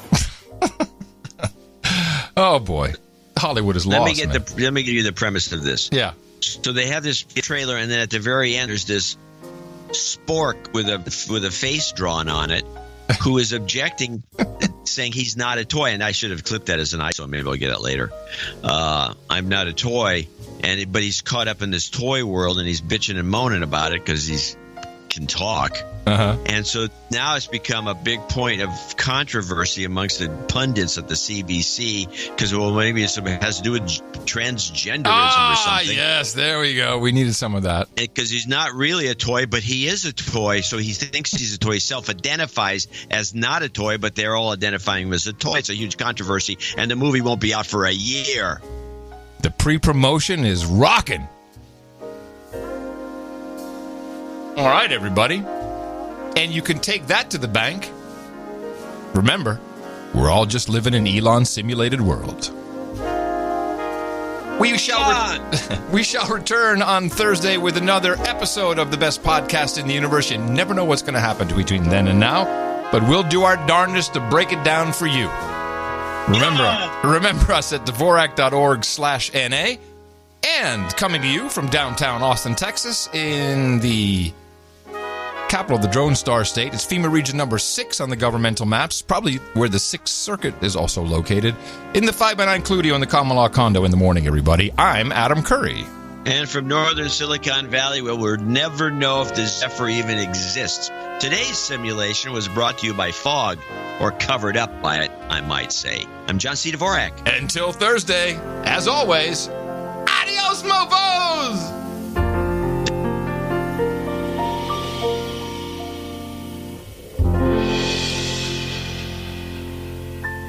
When the fake news is wrong, defending Donald.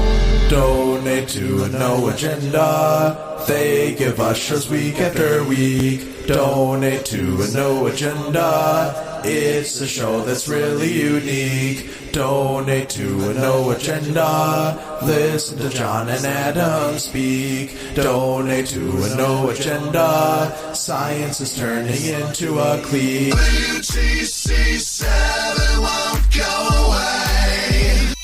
I know a lot of people want to send blankets or water. Just send your cash. I know a lot of people want to send blankets or water. Shut up, just send your cash. We just need cash. I know a lot of people want to send blankets or water. Just send your cash. Well, it turns out he wasn't never going to meet the Pope. Raw meat. Raw meat. Raw meat. Hope it turns out he wasn't never going to meet the Pope. Raw meat. Raw meat. Raw meat. There are rules within the world, so you kind of have to follow them. There are rules within the world, so you kind of have to follow them. There are rules within the world, so you kind of have to follow them.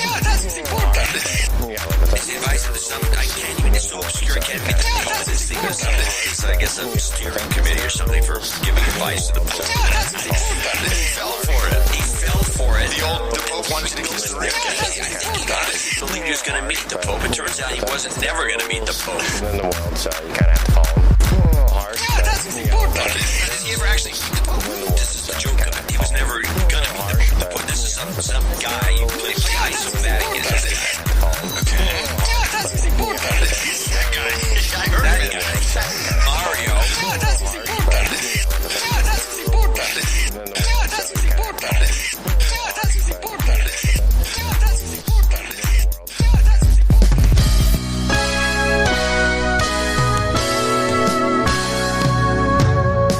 Vasectomy, lobotomy, give away all your masculinity. No balls and no brain. All that's left is slavery.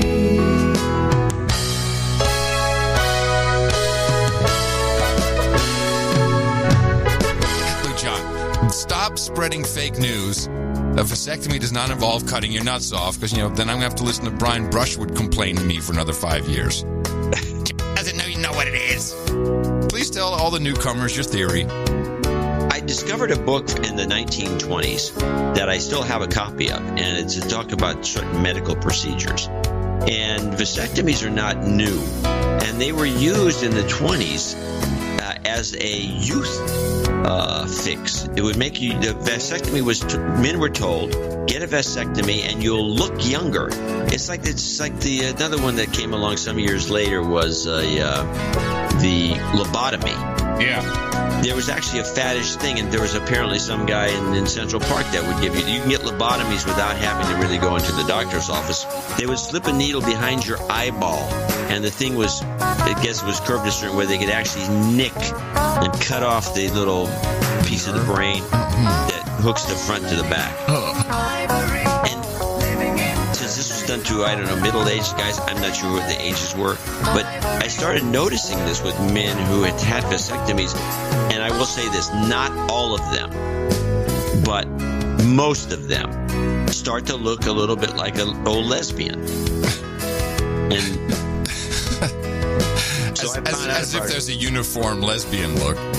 There is, I think. And at least I think that there's a uniform lesbian look. I just think it's the Chris Hayes look. That's pretty much it.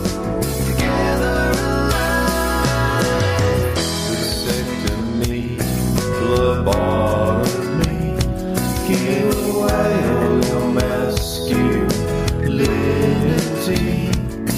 No balls in your brain. All that's left is slavery.